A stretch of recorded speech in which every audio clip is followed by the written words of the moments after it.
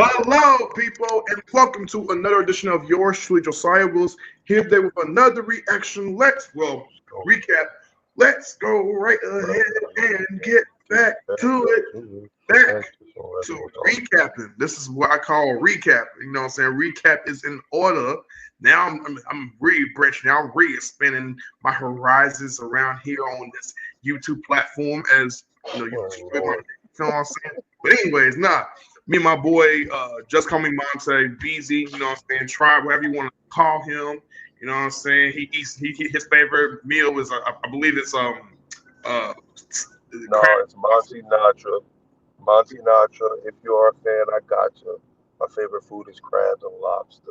yeah, yeah. Yeah. Is And it it's really Monty. It's Monty. It's Monte? not Monte. It's That's Monty. Monte. I always say Monte for some reason. Yeah, everybody say that. Everybody be like, yo, just call me Monte. I'm like, where y'all get this Tay from? It's T. But then the one time when I was trying to spell it out, I said I said MON and then I just put the T. And they was like, Okay. oh no, Mont. They was like Mont. I'm like, no. I was like, yo, this is crazy. But yeah. Mm. Uh, All right, good to know. Thank you for correcting me over there, brother. oh yeah, no doubt. Yes, sir, man. So let's talk about it, bro. So first off, before we get into the main course of the meal today, pause. Hmm. Uh, I want to talk about what I just sent you. You know what I'm saying? Now, this is a big deal. This is a huge deal, and here's why, BC. Because as I was pointing out, the last time I gave you this talk, this is based off Hmm. of YouTuber like content creators actually like putting together their list based off what people were saying on social media. Now we Right. got the official like, okay, this is coming from a guy who has mentioned about Ric Flair being Wrestler of the Year. Or, you know, I want to say maybe Roman, you know, in the past, Seth Rollins being in the past. So Hmm. his list is credible. It's just with this list, I think it's going to be very, very controversial for a few different reasons. And when I mean controversial, you guys, I mean controversial for BZ. Okay, Oh yeah, for sure. because For BZ sure. gonna let him know. He gonna let somebody know. So BZ, are you ready for this? Yeah, man. I glimpsed at some of them and was like, oh no, this about to be no. I know BZ's gonna eat, bro. Like he's gonna eat up, bro. Listen. So I tested BZ. Basically, here is the award-winning list and official results of the year 2024 for Pro Wrestling Illustrated. Now, Pro Wrestling Illustrated is a source I think that was created by Dave Meltzer. He's Mhm. part of he has a team, and they give you reasons for why they'll put somebody at the end of the year. Some people who are just nominated for Wrestler of the Year, things like that. So by the end of the whole entire year, by the time we get to either by December or January, we'll get the Pro Wrestling Illustrated Awards, period. So this is just telling you, Right. this is the awards. It's legitimate. It's credible, even if you agree or disagree with it. Now, here's what I'm going to say, right? Hmm. When they announced for Men's Wrestler of the Year, they went with Cody Rhodes. The runner-ups were Gunther, Will Ospreay, and Bryan Danielson. Hold Um, on. Oh, 'cause they doing all the shows, all everybody together. yeah, like across the board. Like if you're talking like WWE and AEW, AEW. like Oh, that oh, consideration, okay, which is crazy to okay. me because I was going, hmm. They That's gonna mentioned be hard. they Okay. they mentioned a certain guy that I figured would have been easily number one for a certain award. I'm gonna get to in a minute, right? Yeah. So that's it. So first off, how you feel about that? I don't think Cody should have it. I mean, my pick is Jay Uso. For everything that he did this year. Being by himself, selling the most merchandise, probably got the best theme music coming in. Um, yeah, man, the whole crowd behind him and stuff like Cody, giving it to Cody Rhodes because I think his record was like 90-4 or something like that. He only lost like 4 times, but He not was 97 99-4, or 96-4. six. Yeah, 96-4, something crazy like that. Yeah, something like that. Like, yeah, oh no, there was a lot of matches that he should have lost, but I understand that No, WWE it's pushing it not. I think because it was he's 97. there. He only lost like three matches. I think throughout the whole entire year. Yeah, yeah, Yeah, something like that. Yep. yeah. But I understand that that's the WWE's guy.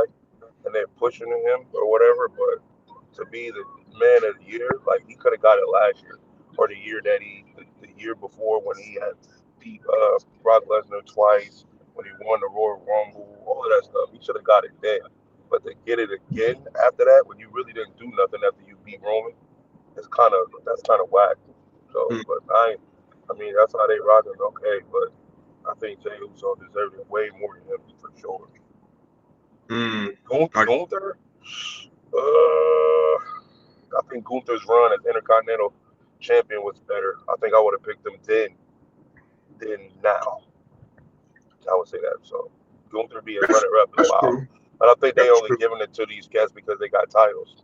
I don't think you should be just wrestler of the year just because you got a title. I don't think that. I think the hard work should show for sure.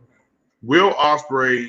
The reason why I kind of understand why they're going with Will Ospreay is because Will Ospreay throughout. So AEW was his first year. This is his first official year of wrestling for AEW, right? And he was said to be one of the best wrestlers that any promotion would sign. So at the time, so I don't know if you know this, BC, back in I think February or March, actually, way past that. Back in November, AEW had announced they had signed a major talent to come to AEW, and Will Right. Ospreay was to be said of that name, and everyone was like, "Yo, that's a big like pickup," because he was scouted by WWE to want to come over towards their promotion. So WWE wanted him, and they also Mm-hmm. wanted Okada. But AEW was able to manage to get Okada, which is he's the biggest star in Japan Pro Wrestling, and Will Mm-hmm. Ospreay, and then they had Mercedes Moné. So they was getting the trifecta. It was like a three big deal. Like you got first the former social names along with them. That was a huge get up from coming from WWE, New Japan, and whatever. Um, Mm-hmm. what's up, huh? Uh, here, I'll do it in a minute for you, bro. Just I'll tell you what, I'll put it on for you like when you get back or something like that. I'll show you. Um, but anyways, so Will Ospreay, I think he had a like I'm gonna keep real with you. Have a good one. I'm telling you, I say this every match he didn't miss. Like I was waiting for me to go. This is a bad match. This is a bad match, bro. Like every match that man had in 2024 for AEW was a banger. Like he wrestled his heart out every single time. And I think Brian only because it was Brian's last year, but also think that Brian actually really delivered. When he got to AEW, he really showed he can wrestle with anybody and put on a great match regardless. He put on a great match. So that's what they. But I mean, putting on great matches with people who aren't on the WWE, like I can't give you that. He went Put over there and showed off crazy on the B show. Like I can't do that. winning championships across the I board. mean, Yeah, go ahead. but, Yeah, go ahead. but that's what I'm saying. I'm Mhm. like, I think it's easy. I think if Roman Reigns went over to that show, he wouldn't lose ever.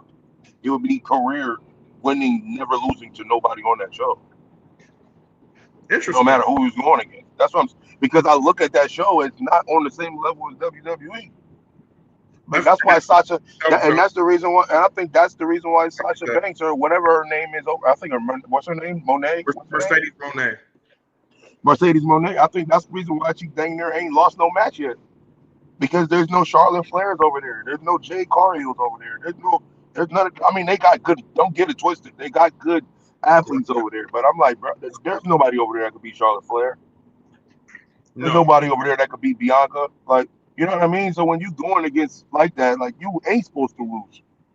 Like, so yeah, your record is gonna be crazy because you didn't win against the best already. Mm-hmm. Yeah, You know bro. what I mean? I don't know. That's just me. I ain't Yeah, trying to downplay AEW, but it's just yeah. No, I it's get you. I it's 100% get you. I will say, if you get a chance, bro, check out Will Ospreay, bro. Like that man, he's incredible, bro. I'm not even gonna hold you, bro. Like now is okay. Now that's okay. Now is Will Ospreay better than Jacob Fatu? ooh, that's tough. That's tough. That's tough. Um, oh, that's tough, bro. Like you can. That's really debatable because I can see how people will go Fatu over him in ways that I think Osprey probably isn't. And we're talking in terms of character. See, that's tough, man. Is he better than Trick? Oh, Will Ospreay over Trick Williams? Yes, Yeah. yes, Okay, yes, so he's better than Trick. Is he yes. better than Gunther? If we're talking in ring performance, I would say he's better than Trick Williams. If we're talking in ring performance with Gunther, I would say they're kind of like like neck to neck. It's really they have different styles. Gunther is a more strategic, technical, like I'm a beat you up, grapple, technical wrestling. So he's one of those kind of guys. Whereas I think Will Ospreay is kind of like he's a high flyer, but then he also can brawl and he can also um like do he can pull off things being guys like twice his size. You know what I'm saying? Things like that. And it's just he's like an AJ Styles, a moderate AJ Styles. He reminds me of AJ. If AJ Styles and Seth Rollins, I ain't gonna be weird when I say this. If they had like a little brother, it would be Will Ospreay. Like he's like a portmanteau of those guys. You know what I mean? And some people have always said they want to see a Will Ospreay versus Seth Rollins match. People have been saying they want to see that match for years. So like, if something doesn't work out with AEW, I'm not sitting here trying to get him away from AEW. All I'm saying is if he would go to WWE, bro, like him and Seth would wrestle, it'll be a show stealer for sure. It'll be incredible to watch the match. But yeah, he's one of those. He's one of those guys that can really put on. And Sean Price was doing it. But yeah, bro. So that's what I'll say. I kind of like get their reasons, but they're not highlighting fully WWE. So they only highlight like 3 runner-ups for that. The women's wrestler of the year, they picked Toni Storm. Who's that? So Toni Storm was in WWE. Remember when they did that thing with WWE where they was having her and Charlotte wrestle, and Charlotte took the cake and smashed her face with it? It's not ringing a bell. Yeah, because it wasn't as memorable. And on top of that, WWE, she left amidst a lot of creative different issues with WWE, and she didn't like what they was going as far as her direction with her character and some other things. I forget what it was that was happening, but she just didn't feel like she belonged, or something about like it just didn't work out. Like both parties just didn't work out. So she decided to leave, and then AEW signed her, and she didn't want to go back to like doing wrestling, but then she decided to do that. At the Tony Khan approached her, boom, and she was spotlighted in a big way. But after a while, we started seeing her, do her thing. What ended up happening in 2023, I think this happened in 2023, was beginning of Tony Khan giving her this character of like a modern day, like, back to back, like how white women in particular used to be featured with those black and white films, from like the 1940s and 50s. So they gave her this character called Timeless Toni Storm, and basically she thought she was like a Hollywood starlet and all this other stuff, and her character work was incredible. She was funny.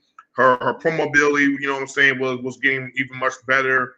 She really found her niche within, the character work. So I get people crediting her for character work. But what AEW also did was they gave her a storyline. So in late 2023, they gave her this girl to be with her. Her name is Mariah May, and they told the story of Mariah May basically being a fan of Toni Storm. And she was with her, through thick and thin, helped her win her matches, boom and boom. It didn't matter. Like, even though she was portrayed as a heel, it didn't matter. The crowd loved her. They cheer her all the time. Her music hits, they going crazy, right? So she's doing her thing at AEW. She wrestled. She's the best time they had. Sometimes some people's going to beat her. She still ended up winning. So then Mariah ends up winning this thing called. It's funny because this came around the same time when WWE was doing the King of the Ring. And the Queen of the Ring, a world title opportunity. Well, something kind of similar. They spin the all to make it look like they had just came in with this idea months ago, but I'm like, come on, it's not. That sounds like a much of a coincidence. Y'all did the same thing. They call it the Owen Hart Cup. So Owen Hart, Bret Hart's brother, they honor him every year doing the Owen Hart Cup. And Martha, Owen's widow wife, she comes in, give him the trophy awards. So basically, they win the tournament, they win the cup, and whoever wins the cup gets a guaranteed world title shot at AEW's pay-per-view called All In. So I For think, real? yeah, that's what ended up. So That's crazy. the All right. the men, Yeah. and then all right, right? Uh-huh. Won the tournament.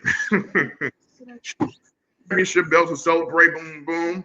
And out of nowhere, she beat down. I have to show you the video, bro, because it was crazy. She beat down Tony's behind it out of no freaking where. Tony's made up butler, kicked them in the you know what, across the table, across the face. She smashed him the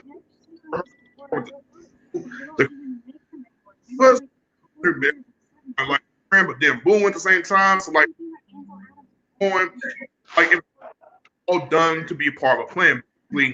She got real close to Tony that when she could capitalize on being a champion or on getting her for the belt, the trade. Yeah. But really dope, like long-term storytelling story with them. You know what I mean? I say that to say, like, I think they're crediting that and just her overall great character work. And now Tony's coming back after seemingly retiring, which is not a real thing. She was just doing that storyline. Comes back, and now she has like this amnesia type of thing where she's thinking that she's a rookie again. It's ridiculous, but I think that's what they're crediting to her character work, the quiet matches that she's had, the few that she had with Mariah May, and a few different other things. Now, the runner-ups for this, BZ, this is going to sound crazy, is Liv Morgan, Rhea, and Jordan Grace. You said Liv Morgan, Rhea Ripley, and who? Jordan Grace. Okay. I would give it to Liv Morgan. I wouldn't give it to Rhea. They had her losing too many times. Rhea didn't have a standout 2024, in my personal opinion, other than the fact that she had that dope match with She was losing. That's what I'm saying. I'm like, I can't give it to her if you keep losing.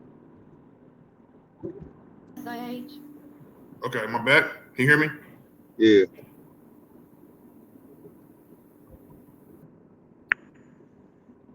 Yeah.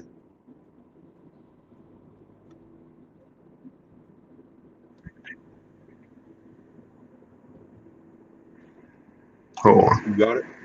No, I hear you now. Yeah, can you? Okay, cool, Yeah. great. Okay, so yeah, I was saying. Yeah, I'm saying she wasn't winning this year, so there was no possible way for her to get it anyway. She wasn't winning. Mm-hmm. Is this it? Yeah, she wasn't going to go.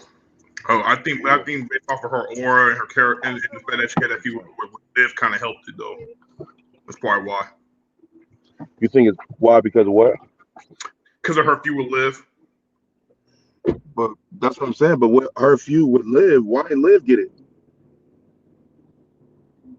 Good question. I don't like Liv, but Liv did a heck of a job with the Judgment Day. We're gonna do that. Like, she held the belt for dang near a whole year. Mm-hmm. And she was going against the big juggernaut to try to get it back. Like, Tony was longest reign. I think she was a longest reign AEW Women's Champion too, if I'm not mistaken as well. But go ahead. Yeah, but that's cool because I don't know her, but it's the WWE's women's division as far as like to put somebody at the top being the woman of the year. Everybody didn't really go crazy anyway, so that's cool. I'm cool with old girl. Okay, cool. Because everybody was only people I would know that was doing their thing was Liv, Rhea, Jay Carhill, and them, but they was tag team. You know what I'm saying? Stuff like that, but they wasn't big to actually be like, oh yeah, woman of the year for sure. Like, nah. I think this year coming up, there's gonna be a fight. Right. Definitely gonna be a fight for woman of the year. Even Nia Jax. Absolutely. Even Nia Jax. I ain't gonna hold you. Nia Jax should have got a vote on that too. But Nia should have definitely got a runner up or something like that. Yeah, she should have got something. Nia did Nia had a. I thought she had. She had a nice run. Yeah, she had a nice little run. She went from the man. Finally let her get one, which was cool because she never really got one. It was past due for her to have a title. her and Rhea both main evented like Elimination Chamber, bro. Like they Yeah, made for real. Dope. that's a huge deal. Like, and then she Wow. won the Queen of Ring tournament. She won the women's championship. That's weird. I mean, I wish he only gave like 3 different runner-ups. I would have included Nia in that runner-up conversation, bro. Yeah, for sure. Or at least consider her to be the woman of the year for real. Because I think she had a dope 2024. I love Jordan Grace is killing it, but she was killing it in TNA. Love Jordan Grace. Yeah. And then she killed it when she came to the WWE twice. She came back to WWE like Royal Rumble, and she went towards NXT, and she was killing it over there. So, but you know, it is what it is. Tag team of the year, we are going to go with, this is interesting, Bianca Men or Belair women? and Jade Cargill won tag team of the year for 2024. That's men or women.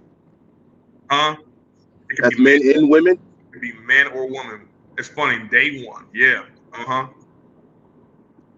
It could be man or woman. I mean, they put on. I ain't gonna hold you. Yeah. They put on. I'm trying to think what other. Well, yeah, because last year the men's division, tag team division, wasn't really crazy as it is now. They start picking up towards the end. They start picking up towards the end of the year. So yeah, they got a point. They got a point. They lost the belt one time. They carried it. They put on. They had dope matches. They brought it back too. They won the belts back. They have a couple of feuds throughout the year. Yep, I rock with that. Yeah, they hosted. They hosted WrestleMania. They everywhere they had. They're beautiful. They're cool. I get it. The WWE did made sure to give you as much exposure with Jade and Bianca as a team together. So yeah, that's true. When we think about it, there is one runner-up I completely disagree with, but I'm gonna read it right now. So they have the Young Bucks. I'm not mad at that. Ashley I ain't mad at that at all. And Nathan Fraser, I can understand that from NXT standpoint. The Judgment Day, Finn Balor, and JD McDonough, I was like, nah, that's wrong. That's definitely wrong. They had the titles though, but as far as the runner-up though, runner-up is too much. Like, but then again, who you gonna? But then again, who you gonna sub them with? Like, I wouldn't even put Austin Theory and Jason Waller. I wouldn't even do that. I wouldn't even put them in there. That's what I'm saying. Judgment Day is over a lot of people. I put Theory and Grayson Waller with that at all. Not even Archie from Miz. No, I'm not doing that. Especially to Triple Miz. I love them both. But I would have done like. I would have done like the Bloodline. They were gone. Like Fat Two and Tama Tonga. Yes. Okay. Right. Yeah, I would do that. I would do that. I would rather have put them there. I'm like, they didn't do enough for me as a tag team. Yeah, I would have did the Bloodline.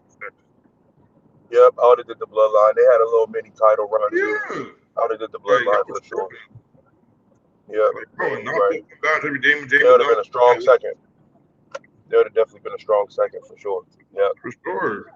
And plus, they didn't defend the belts a whole lot. They was very defending the belts. Finn was more so Damian Priest. I'm like, yo, you can't just be having the belts and not defend those belts, bro. They're there for a reason. Like, so that's the part where I looked at Hunter and I was kind of like going, where y'all doing with the red? Because what's the point of them winning the belts if they're not going to be defending them? I hated that. Yeah. So that's why I said, nah, bro. I'm not happy with that runner-up list. With them being part of the runner-up. Yeah, that makes sense. The faction of the year is the Bloodline for number two. This is the second this year winning the year. What is it? Faction of the year, basically like a group, a stable. Oh yeah, well it's the Bloodline, of course. Can't go wrong with the Bloodline. You can't go wrong with the Bloodline. you're not either one. Original Bloodline or it don't matter. Yep. Bloodline. Yep. Absolutely. Yeah, for sure. All right, I agree with that. What's the runner-ups for that though? Huh? Do they got runner-ups for that? Do they got like the Judgment Day or do they YS6? They got anything? You know what? The YS6 should have been a strong. How you doing? The YS6 should have been a strong runner-up. I would say YS6. I'm gonna say YS6 if I had to go for. Well, how early did they come in? When did the YS6 show up? They came June. Yeah, it was June. Well, that was right after Mania. Yep, that's June. So that's like you talking April, May, June. Yeah, they took about 2 months later. They showed up. Yep. Okay. Yep. So it was the YS6. That's only a 6-month run. 6-month run. They might have only, but then again, they might have only been in like 3 matches in 6 months. So yeah, they might not be able to do that. They didn't win no belts, but they had some story. But they had some intriguing But they storylines. had impact though. That's what I'm saying. Like, they're not talking about wins, right? They just talking about the impact of the group, right? So they're talking about wins. I would say, honestly, that's a good question. I would say more about the impact of the group, like They're talking about the impact of the group. I would have picked the Y6 I would say the more of the as impact. a runner-up. I would agree with the bloodline over that for sure. 1,000. Oh yeah, Solo held it down. Solo, yeah, that's what I'm saying. Like The Y6 was it. leading. That was like, First we got Tonga, then it was Tonga Loa, then we got Fat Two coming in, and Fat Two came out and blew everything out of the water completely, bro. Bloodline was sponsored everything. Yeah, for sure. All right. Yeah, he blew everything out of the complete water, bro. Like, just didn't matter. Like, it didn't matter, bro. Yeah. Trying to do it. Sure. So, yeah. So I'm down with the bloodline. I will also throw in Blackpool Combat Club with Moxley, Claudio and Brian. That's their group. They're incredible in AEW. And then maybe I want to go with Alex Cross and them. I ain't gonna lie. Who? Oh, the Bound Testament? Yep. I'll put them in there too. I don't think they runner up. I give Karrion Kross credit. At least he was able to plant the seeds for the New Day breaking up. You know what I mean? Oh, that is right. I mean, he definitely did do that for sure. Like for sure, he definitely planted the seeds for the New Day breakup. First stable, so you can say Bound Testament for sure. I don't think it was. I thought they did kind of okay. Well, if you think about it, like what they did about that thing, the Pride thing, they just called it the Pride, and they wrestled at WrestleMania 40 last year. Mm-hmm. He was going off about some being on commentary. He was mad about Snoop Dogg being on commentary. I'm weak, but yeah. Anyways, here it goes. Okay, this is my favorite Pro Wrestling Illustrated match award of all time. It's the match of the year. I love the match of the year because this will forever go down as one of the best matches. You call it a 5-star classic, instant classic. Oh, you must be talking about CM Punk and Drew. Oh, BEEZY, you are talking about? Shocked. You are finna be shocked. Match of the year goes to Cody Rhodes versus Roman Reigns for the undisputed world title at WrestleMania Night 2, bro. Who made this list? Dave Meltzer and his team. They put this together. They said that Cody Rhodes and Roman Reigns won match of the year, and me and you have vehemently said Punk and Drew was hand and above shoulders like over the rest. Like that bro, match. Gunther and Sammy was better than that match. Yes. Like, come on, bro. Like, not okay. All right. Yes. But you know how everybody's going, oh, because it features Cena and it features Taker, and then you got Jimmy and Jay doing their thing, and this is capping off the Cody Rhodes story, and boom. Okay, this is my thing. So if they pick this match to be the match of the year, they better say that Roman versus Solo was the match of the year for upcoming year, since they did the same thing. Sure. So next year when we read this list, it better be the same thing, and they better pick it. Because if they don't pick it, then how did they pick this? This was the same way. The same way that Roman won was the same way these guys won. Absolutely right. To the point where, and it's funny because Dave Meltzer usually is like the kind of guy where if he's like, it's funny because usually he don't give match of the years like winners for this stuff. Like he don't give you a match of the year for just people running in and interference like that. Let's say that it can't work, but he don't usually do that. He does it for like the quality. Like if you came out without a shout out, gave like the best match. Like I'm talking like back and forth, hard hitting. Technical wrestling, maybe some high flying here and there, this, that, and third. Like if it's like a special type of match, boom, boom, boom.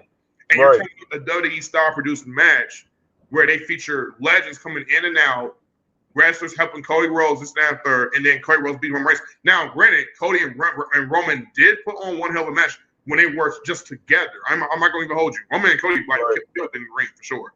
Yeah, I will say it was a great match. I just think.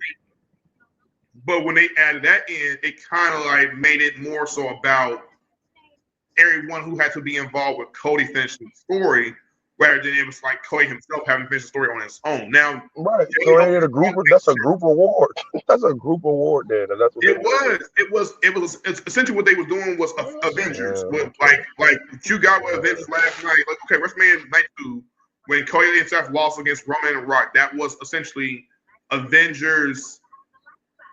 Infinity was it Infinity War? I'm thinking of the one where Thanos came in and he pretty much like killed everybody. Yeah, That was the one when he snapped his finger and everybody was gone. I yeah, think that's yeah. Infinity War. Right. I think. And basically, you got Endgame in part Yep. 2 with night 2 with Roman and Cody. So they Hmm. wanted to tie in the Avengers aspect of it. That's why you bring in Cena and everybody else. So Yeah, and that's what. it's And like that's where not all like hope is that's lost. But and quiet as it's kept. And I hate to say this, but it's the truth. But the tag team match for night 1 was better than the main event joint for night 2. I agree. So come on, bro. I All right. agree. Yeah, I'm not in agreement with your boy on this one. But yeah. What's the runner-ups we got? Huh? Do we got runner-ups? No, I wanted to read the winner. I'm like, bro, you hearing me Oh, punking through? he's Like, bugging. what?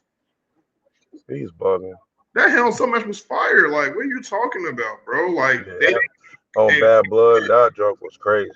Oh, yeah, come on. like, they didn't even put Come that in on. discussion at all. Like, what y'all talking about, bro? That's what I'm Like, saying. Even when Gunther and Sammy was wild, that match, people forgot. They might want to go back and watch that. That yes, match was like you crazy. ain't even gonna include that too.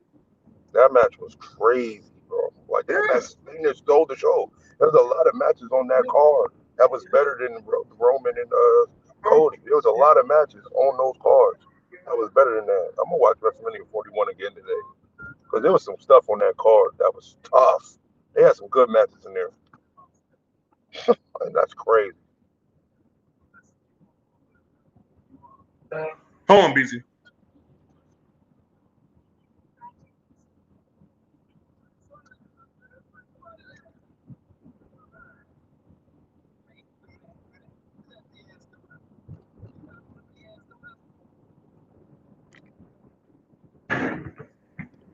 You saying, bro? No, I said it. I said people might need to rewatch WrestleMania 41. There was a lot of matches on that card that was better than the main event.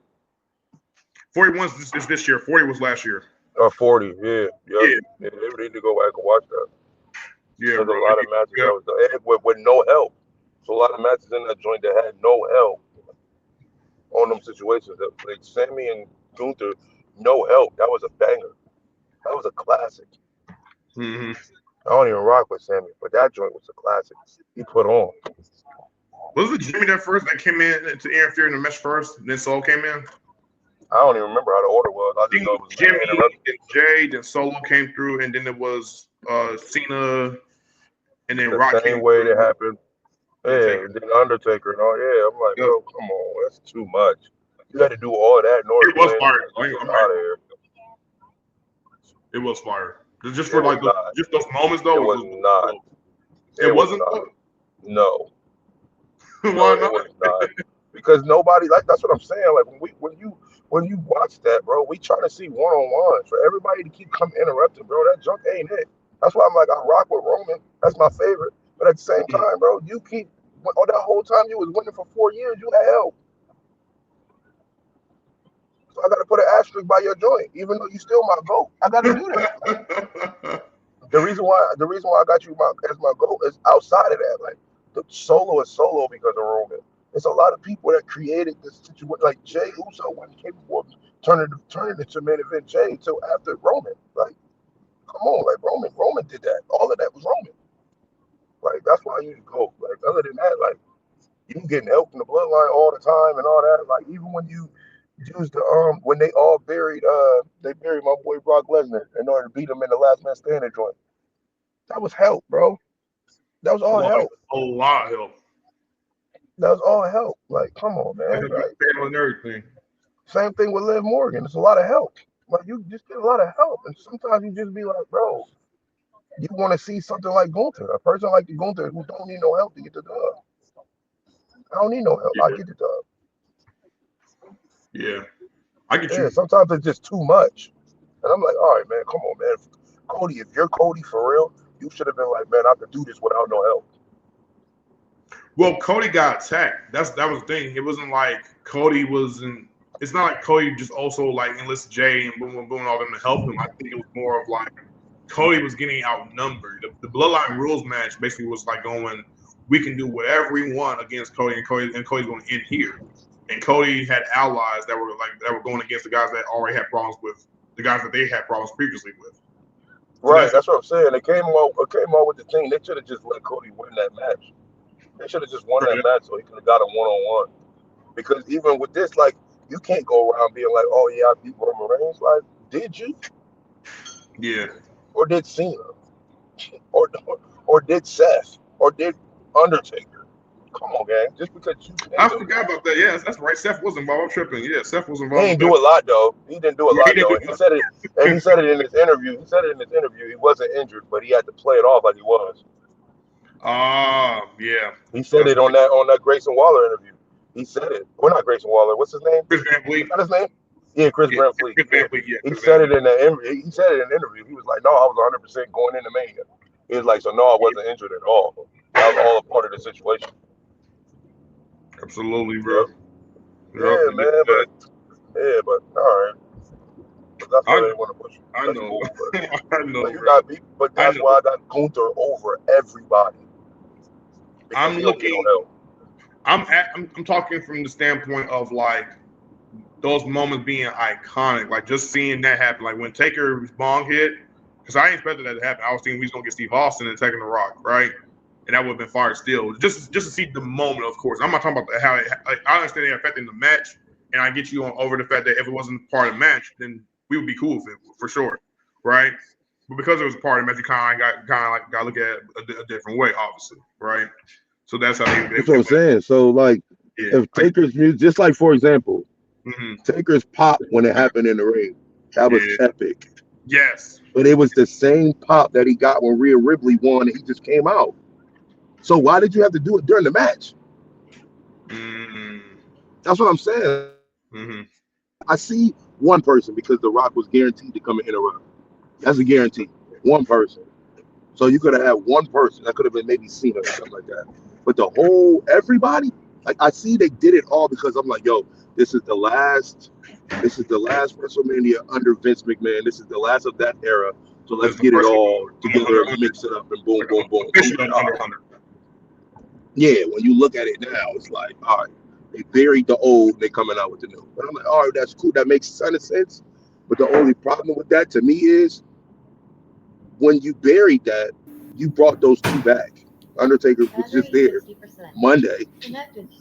last Monday, and Cena is talking about he's back in the joint. I'm like, bro, if you buried the old era, why is these people still here?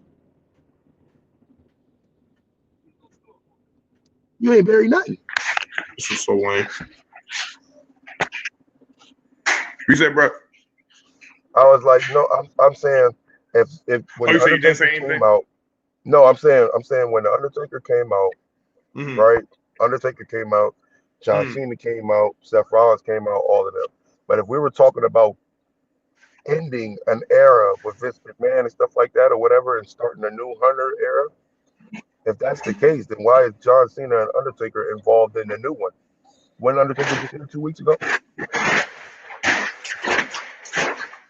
I guess it's like a blast from the past of old because because they were synonymous with WrestleMania.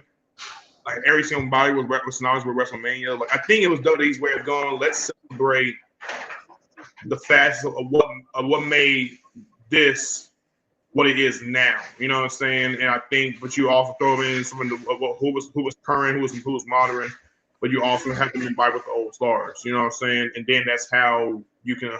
I guess in a way, it's kind of like further elevating Cody. You know what I'm saying? And it was further elevating Roman. Roman had already been elevated up until that point, and he necessarily didn't need it, but he still got it regardless. So that's how I kind of look at that whole situation. But yeah, I see, but I still see your point though, 1,000%. Yeah, bro, 1,000%. The feud of the year definitely goes to CM Punk versus Drew McIntyre. I love that pick. I'm not disagreeing with that at all. What was it? Yeah, no, you can't. No, that was the rivalry of the year. That was it. That was, bro. And it was a great feud, and it was funny too because I didn't have that like going into 2024 saying to myself I would got that feud.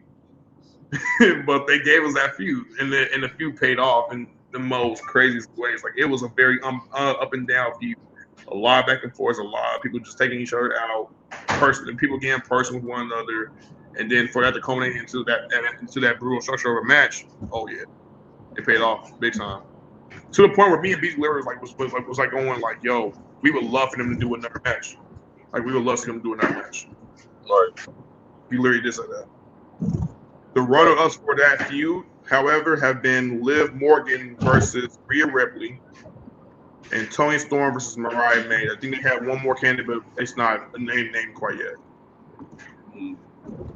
I think Liv and Rhea's feud was dope too. I just think it lost its purpose once Rhea kind of came. I didn't say once Rhea came back, but after they made it more about material. Yeah. Yeah, you know what I mean. I think any storyline that has Solo in, that was one of the best ones. I don't know why people are not giving an acknowledgement that Solo is doing his thing. Like, I don't know what that's about. Yeah. Like everything Solo did since Roman left has been off the chain, and he ain't getting picked so far on none of the stuff we're talking about. You say Solo has got picked on this at all? So far, he has not been mentioned at all. But he's been that guy since Roman been gone. Yep. He's been that guy since Roman been gone, bro. And he ain't even getting that look. It's crazy. The whole purpose of Rhea and Liv's feud was Liv trying to take her attempt to take everything away from Rhea before she gained it back. Right. And that whole entire revenge to her because Rhea put her on the show, so she wanted to be on the show. So it's kind of okay. So is that not lazy writing? Because didn't the WWE do the same thing when Cody Rhodes said he was going to take everything from Roman? That's lazy. Why would you keep the storyline the same? Oh, when he was saying that about the world title and things like that. Or yeah, he was like, bro. He said, I'm going to take everything from you. Everything from you, and he took everything from him. And this is why me and you have said we got on the record to say, bro, WWE should hire us as writers because we will put it together. We will put it together better.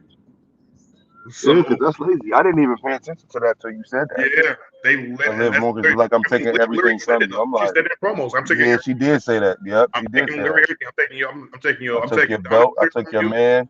Yep. I took your championship. I took your group. You know what I'm saying? Yep. Now, and then going on Full World too, just basically saying at the end of the day, I'm still going to remain this champion. And she start claiming she's the greatest. Yeah, that's all true. That. All that's that. True. Cody Rhodes said, "I'm not going to stop till I strip everything from you." That's what he said. Yep. Essentially, copying storylines is crazy. Yeah. Copying storylines is wild. Just because it's it's the guy version. No, it's the girl version, bro. It's still the same storyline. Stop being lazy. Figure something else out. Dang, I didn't even know that, but yeah, okay. Girl, that's what I forgot about that, but I didn't even put it together until you said that because Liv be saying that all the time. So, but yeah, you are finna be mad with this next pick, bro. So, for most popular wrestler of the year, again, they have gone with Cody Rhodes.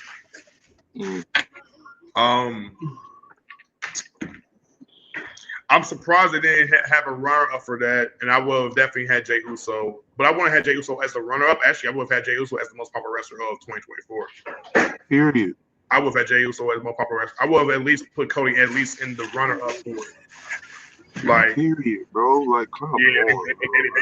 Yeah, I'm like, yeah, they put him over. They put him over all year.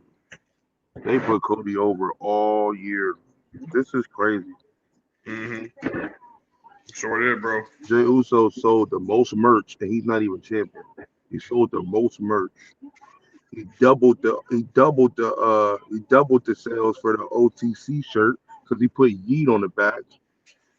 Like, come on, bro. Like, yeah, come on, bro. He got the coldest theme music coming out the crowd like the old Shield. He's in there. Come on, bro. Like, Cody Rhodes is wild. They gave him this year. They handed it to him on a silver platter. Yep. He does not deserve none of that. All that stuff is just handed to him. And I think it's because he's the baby face. Like the look that looks good as the forefront of the WWE. Is this person in the suit? This person, this, and this? Yes, that's it. Jey Uso don't get him type of vibes, and Don't he's get that me person. wrong. I pointed this out to Larry. Larry was like, "No, fans want Cody to turn heel. They want him to turn heel. Boom, boom, boom." And it's the internet and boom, boom, boom. And I'm like, Larry, I said it's the internet wrestling community that wants to see Cody Rhodes turn heel. But when you see Cody Rhodes on live television, when the shows like happen on SmackDown and whatever have you, they're not booing Cody. Like they're cheering loudly for Cody even. Not like they ain't as loud as it used to be. No, not as loud as they used to be, but okay, I'll put it to you like this. Anytime Cody's coming in for a run-in to help save somebody, they're cheering like loud. But anytime his music That's because because he coming to help. Yeah, right. When he's coming yeah, out to help. But when he's coming in like just by himself, you might get yeah. a not You're too not much of a getting loud that pop no more. yeah, that part. That's what I mean. You know what I'm saying? But he's still getting loud reactions, letting people know that the fans right now still are rocking him. But that whole entire we want Cody, thing, boom, boom, boom. Yeah, Like, that's gone. yeah. No, I'm talking like prior to going to WrestleMania. I think that's part of what Yeah, that's part of this it. case, you know Yeah. what I'm saying? For them to go more the rest of the year. Mm-hmm. But Jey Uso, man, like that's I know. Mm-hmm. Yeah, bro. The next pick is most hated wrestler of the year. I think I've seen this, and I Yep. don't agree. I don't agree with the most hated Dominic wrestler. Mysterio, That's and whack. No, this is his second it's year not. of winning it. No, the year before, yeah, cool. Second year, no, no, Who would you give it to? no. Let me think. Uh, hated, hated wrestler of the year. Hated, hated, hated. Hated. Dominic Duke, cool, but I don't. I would definitely. I could possibly give it to Finn Finn, really? because of how he screwed over Damian Priest a couple times. You know what I'm saying? His run-ins and stuff like that. Yeah, I don't think it's I dominant no think more. I don't think it's I'm gonna dominant no probably go more. with Drew, bro. Yeah, I'm gonna Andrew, probably go with Drew. but I don't think it's dominant no more at a long shot. Dominant ain't done nothing. He just been with Liv. Like, okay, well, whatever. That's cool, but no, But let he me ain't ask you doing though, nothing like bad. even when Drew was portraying a heel, quote unquote, WWE still kept him kind of like a tweener type of character, where it's kind of like he can meddle between being both, right? Like one man, Drew might be speaking his truth. He might be like, man, Drew's right. Another time, you're like going, Drew ain't even trying to help nobody. He's just looking for himself, right? Or he'll just try to do things that's disrespectful towards like Punk, and it's like, yo, you doing the most. You're obsessed with everybody. You know what I mean? So, That John, I mean not John Cena, but that CM Punk feud made him hated. yeah, Period. Like that oh, was enough for to pick sure, him as for that. sure. Like what feud did Dominic have that everybody would pick him as hated? I think they're basing it off of when you're a listening and response. You know what I'm saying? Good, bad, indifferent, whatever. They're looking at as a heel That's who like was getting booed out of the arenas, out of the building every single time. If he tries to talk, Drew, he does that thing where he tries to lift the microphone. Every time he talks, they don't want to hear him talk. You can say the same for the New Day. The New Day is doing it now, but they're doing it. no, they'll have the most hated of the year this year. Clear. You think New Day really? But New Day, They will. They will. The year coming up now. I mean, at the end of this year, they will be that. They will be the hated the most. Oh, by 2025? Oh yeah. Yeah, 20 year. Yeah. By the end this conversation next year, they will be definitely that. So oh yeah. The New Day is gonna it'll be clear. get Yeah, it's not. They might as well give them the title now. They might as well give them the trophy now. they gonna Yeah, like they got that. They got that. yeah, bro. Especially if they let this heel thing go for a little bit, then at least for a year, they got it. They got it in the bag. They already won that. They won Yeah, that award clear. But yeah. Dominic hasn't done enough. Like even if he can't talk on the mic enough, he hasn't done enough to make people just be like, oh, I hate him. They just can't stand him. Period. But he hasn't done anything for people to hate him like that. Like Drew McIntyre's over here tearing up your bracelet that has your dog, and your wife's stuff on it. That's different. Dominant is just Oh, I and don't then like you throwing because him I on don't like you. media too, like talking about my tricep is like, not screwed up like yours. And talking about how he Yeah, framed I'm like Dominant. Yeah, Dominant is just like, bro, I don't like you because I don't like you. you They win. just don't like him just because. I'm like, bro, I don't. He definitely shouldn't have got picked. Dominant Mysterio should not have got picked for that. That was that's it. I get you, BZ. I get it. It's like they did it there. What was it? What was I gonna say? I think because if you feature him with the group, and then you give him the story with Liv and Rhea Ripley, and he's not trying to go, like be with Liv like all like that. He makes it as if he's not trying to be with her, only for it to be revealed that he had been with her the whole entire time when he betrayed Rhea from SummerSlam, and it kept him featured, in the background, being a manager role. Wrestling some matches, sometimes winning matches. You know what I mean? I don't think he won any belts this year. Sorry, last year. No, he ain't win no belts. For real. And like you just said, if you playing manager, bro, you're not doing a lot. So if you ain't doing a lot, you don't get picked for none of that. He's featured a lot in different storylines, like or at least like if you're involved in the group, Dominic Mysterio is just there. You know what I mean? Like or whatever have you. But I get your point. I'm just trying to figure out reasons why they're going Dominic this year. They're trying to like make it make sense for me. I think they going based off of just crowd reaction. That's terrible as far as voting. That don't make sense. Like, everything that Dominic Mysterio has done last year or the year before is the same thing he did this year. Like the only difference is he turned on Rhea. That don't make him worse of a person. He was already bad. Y'all was already booing him. It just turned Rhea into face. That's all it was. But Dominic was still the same guy. How would you give it to him 2 times in a row when there was a lot of big feuds that was going on this year, and you could possibly give it to Solo? Mm. You know what I'm saying? Like they let Solo talk because of his aura and his power, but when he say Cincinnati, Ohio, acknowledge me, does he not get booed? He gets booed. Yeah, he gets booed. So I'm saying, I'm like, bro, yeah. So I'm like, bro, what we doing? Like, I was going to say, come on, Solo man. for real was low key the most hated out the whole entire year. Like, I'm but I was rocking. I rock with Solo. Some people were saying Solo. No, it wasn't Solo. Solo didn't really have I think my guy kicking her Ross, but Ross was like, he was like saying that Solo wasn't that, over Drew. He said he picked Drew over everybody, and I'm like, I get Drew because Drew was what Drew did was very compelling and intriguing at the same time, right? But if you're looking at it from the standpoint of what Solo did, first of all, you took out your brother, right? Let's talk about that right for a second. You took out your own blood brother, you know what I'm saying, in order to create your whole entire group. Then you kept intimidating and putting fear in Paul Heyman week after week after week, to the point where Paul Heyman was stressed, scared for his life, had great beard showing on his face. You know what I'm saying? Like he didn't understand what was going on with Solo. And then when Solo had a group, and they were kind of like, he was talking about like how Tom was his right hand man, and he was kind of like confused, like what is going on? Like where's Roman at? Like where Roman will come back? And so having to sell him over, like at the end of the day, really Roman's not coming back. This is my kingdom. You just been a fool for this whole entire time. I played you under my thumb. You know what I mean? So yeah, like what he ended up doing, and then he kept having the crowd try. He tried to be just like Roman. Like everything he tried to do was like Roman, and the crowd was like, "No, we're not acknowledging you, bro."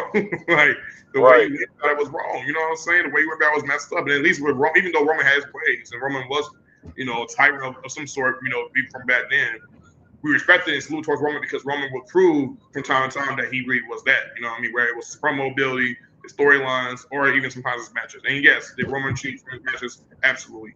But from early on, he wasn't doing that. You know what I'm saying? Roman wasn't always doing that. He just had to put his pieces together. You know what I mean? So they saluted him and respected Roman because Roman had been there. And on top of that, Roman has been spent years being with WWE. So he already has some credibility already with that.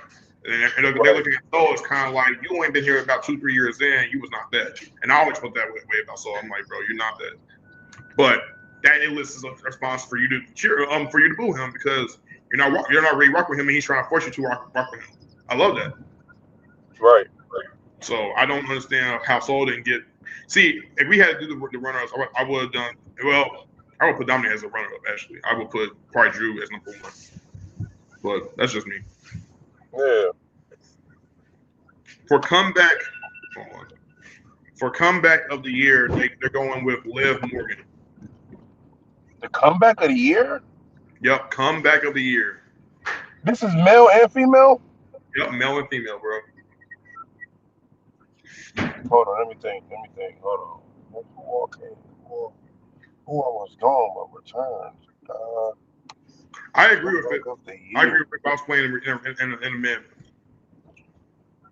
Comeback of the year. I'm going with Becky Lynch. Because Becky Lynch was gone and then she came back when Rhea got injured and won the title. I'm not giving it to Liv Morgan. Why would I give it to Liv Morgan? Because of what ended up falling up like throughout 2024. 2024 was arguably her best year, and here's why. They had her come back, right? The way they did it was they had Liv come back at the Royal Rumble because Liv had been away for months, right? Albeit she was injured. I think she had a shoulder injury. She had come back, and they had her come at the Royal Rumble. She was not necessarily featured at the WrestleMania card, but she was at the Chamber, and she was in the Elimination Chamber to the point where she wrestled for that match. And at the time, she still was kept as babyface, but she came very close. Remember, they did that thing where they was doing that back-to-back, you pinfall 1-3, pinfall 1-3, and that was it, right? Becky Lynch beat her for it, and Becky Lynch got the opportunity to face Rhea for the belt at WrestleMania. Obviously, she lost the next Raw. But even before the next night on Raw, they were teasing. And by the way, Liv actually put on an incredible match with Becky Lynch. I thought the match they had on Raw one time was fire last year too. That was dope. That was a dope match. I ain't gonna hold you. Liv had been teasing week after week. She was going on her revenge tour, and she kept coming at Rhea. And at the time, Rhea was portrayed as, like the cocky, arrogant heel. Like she was just like, yeah, I'm above you, boom, boom, boom, whatever like that, right? So she didn't take Liv seriously. But Liv said, I'm going to be on my revenge tour, and you're going to be the star of that. I'm going on my complete revenge tour. I'm taking, because you took everything away from me, I'm going to take everything away from you, right? I'm playing tit for tat. When Rhea won against Becky, the next night on Raw, they had Liv attack Rhea. And then she went off on, and she had an injury. Liv went on to win the belt, win her man, win the group, and then carry 2024. Oh, and then on top of that, she also enlisted an enforcer. She had Raquel Rodriguez to help her on top of that. So, like, from her going from the ups and the first of all, she went through the downs first, but then it picked back up. Battery 60%. Connected to JOSIH.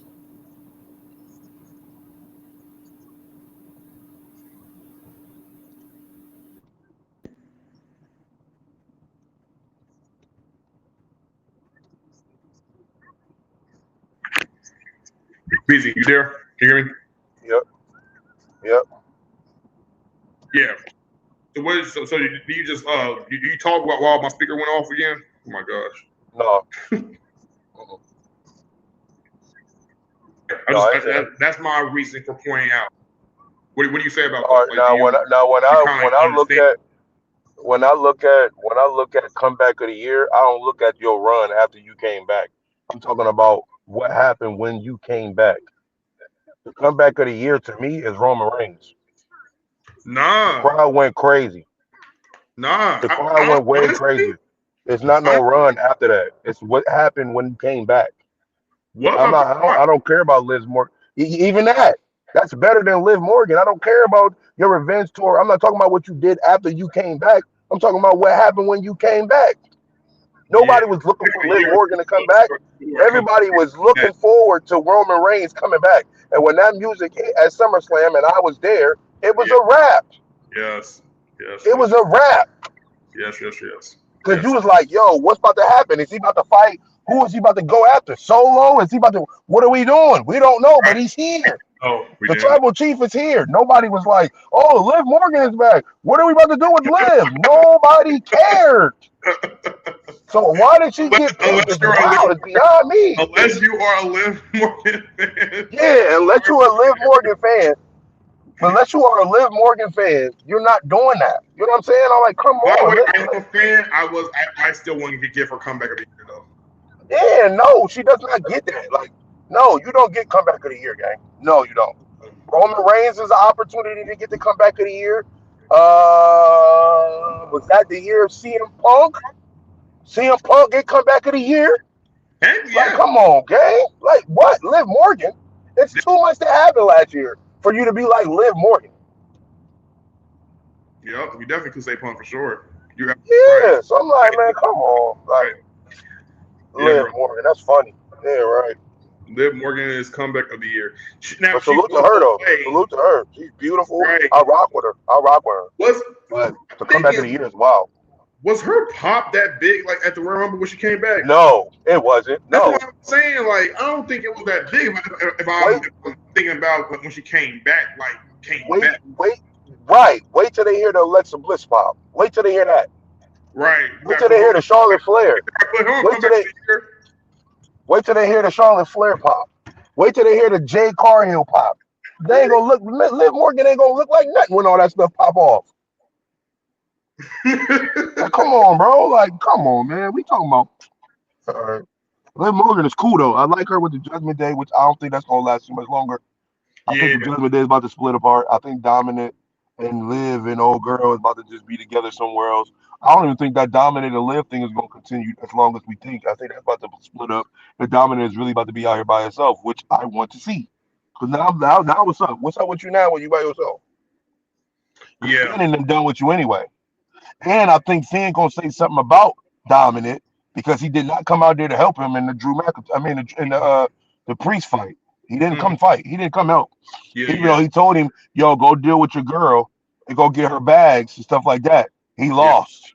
Yeah, absolutely. And he was not involved. So he could be like, bro, where were you? And you like, well, you told me to go get her bags. So that could be a turn too. Like, you know what I'm saying? So this is true. I don't know. This is true, bro. And then for runner-ups they have Mercedes Moné. I kind of get Mercedes. Here's why I kind of get why they would put her in there. So BZ, I don't know you know. So last year when Mercedes officially went on her tour of like doing everything but WWE, they had her wrestle like in Japan.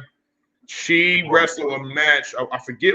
Yeah, against Willow Nightingale. It's for the New Japan Pro Wrestling's Strong Women Championship. It was the first time doing Strong Women Championship, and it was two black females main event a Japanese show. So that was dope.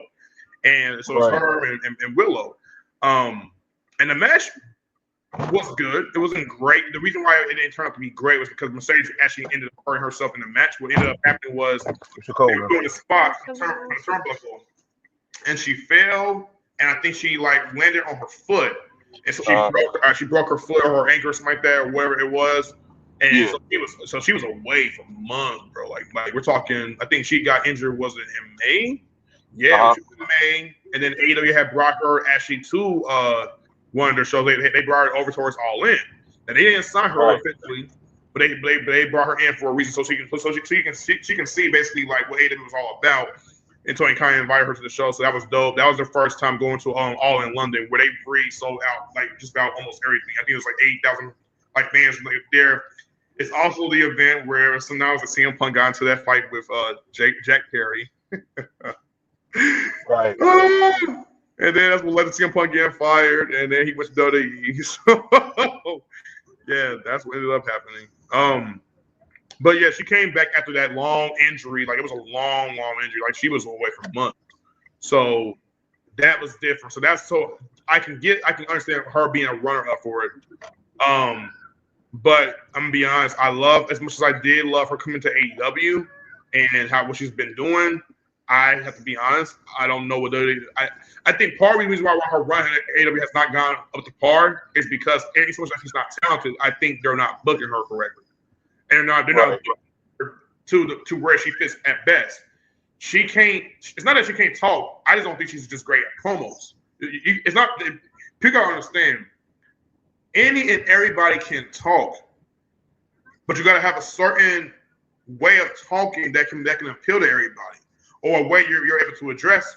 She talks, and people immediately are not feeling it. And it's not because it's not that she's not. She can't tell a storyline. It's just that she's just not. It's hard to describe it. Like she's not. Oh shoot! Before you do that, I just want to throw another person in the hat. As far as worst person, I throw in Nia Jax too. Go ahead. Oh, for comeback of the year.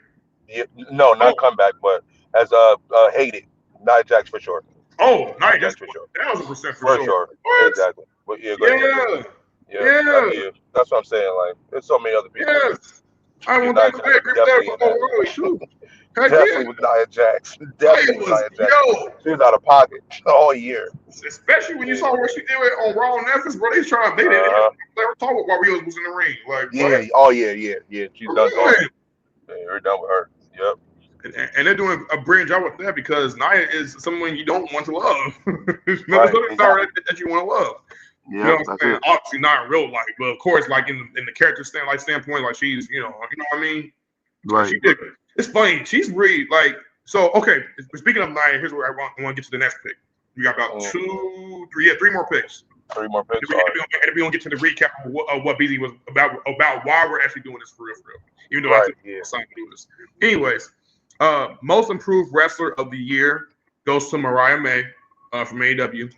I don't know her. Was there any runner-ups? Yeah, Nia Jax is actually most improved. I agree with that. I agree with that 1,000%. And then he gave us Maxine Dupree from Alpha Academy. Try to give us okay. Different. Yeah, it's different. What about old girl that's the IC champion right now? Or the one that came out as the Falcon? Lyra? You know what? I think she did get a runner-up too. Yeah, I would say Lyra. Yeah, I would say Lyra. Or actually, you know what? Nah, Lyra too good. She's too good for improve. I don't think improve for her wrestler other than. Yeah, true. I think the thing I think of overtime, and my guy Alex from Just Alex, he says this all the time. He's like, "Yo, they need to." He said, "I like Lyra Valkyria as a wrestler. She's talented, but like phenomenal in the ring." He said, "But the problem I have with Lyra is that she doesn't necessarily have a character. I can't connect." That's true. You know what I mean? So, but I think that's going to come in time. I think once WWE is able to really flesh out her some more, she'll have a character for sure. Just watch. So, but Lyra, I would say she's too good. Honestly, I would go with Michin. I love Mia Yim. Like, I'll probably put her in as most improved. She did. For Indie Wrestler of the Year, they went with Mustafa Ali. Okay. He's you know who he is, right? I think so. Is he NXT? No, he's not in NXT. No, he's not with WWE no more. He went to TNA and things like that. Oh yeah, no, I ain't into him. He was part of that group. Remember Retribution? The long hair, like. Yeah. And technically, before Kofi Kingston had Kofi Mania, he's supposed to be like a shoe-in to go against Bryan for the world title. But Randy Orton, I think, injured him, or it was an accident or something like that. So inspirational wrestler of the year goes to inspirational. Inspirational wrestler of the year goes to Cody Rhodes once again. Cody has one. Let me see. 1, 2, 3. Get out of here. Stuff for Cody. He's won 4 awards.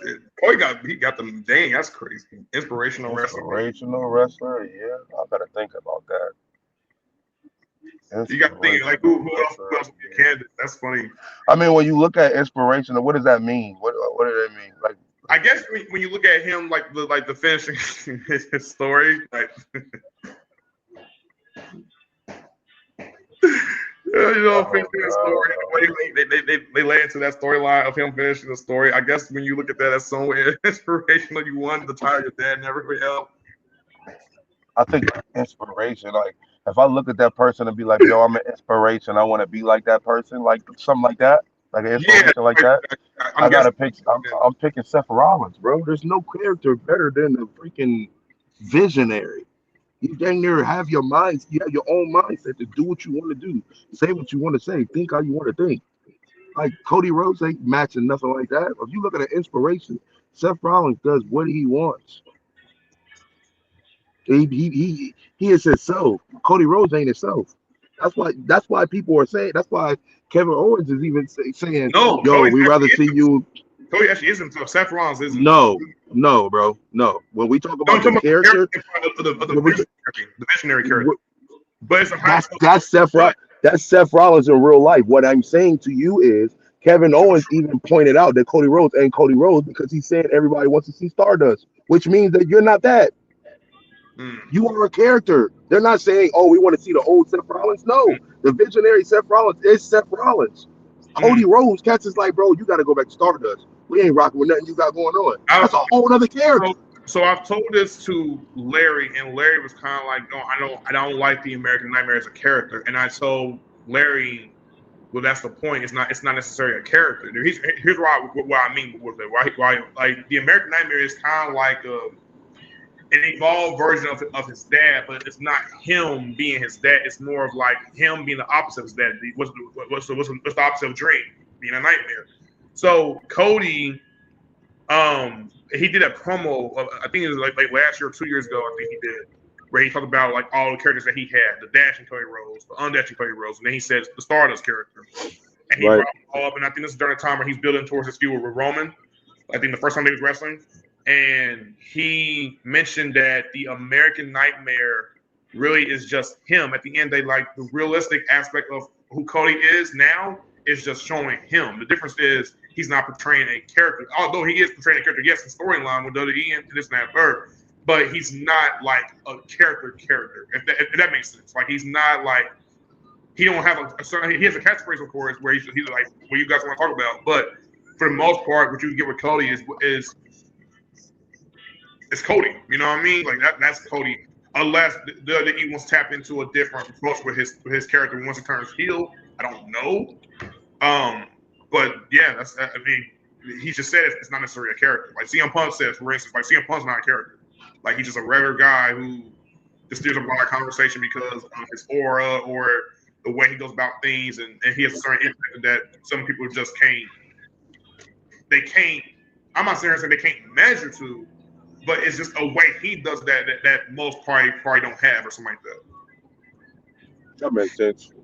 Yeah, I get Cody. I give that's what Cody's saying, but his character is not better than, or whatever it is not better than the visionary or the tribal chief. No. Yeah. But that makes sense of Cody is saying that's who he is now. I think if Cody does go heel, he has to say, Look at me. I did something that you could never do. And he's talking to his dad. Yeah. He got to go that route. Yeah, that would be crazy. He got to go there. The fans will hate him to death. That's the only way he had to go there.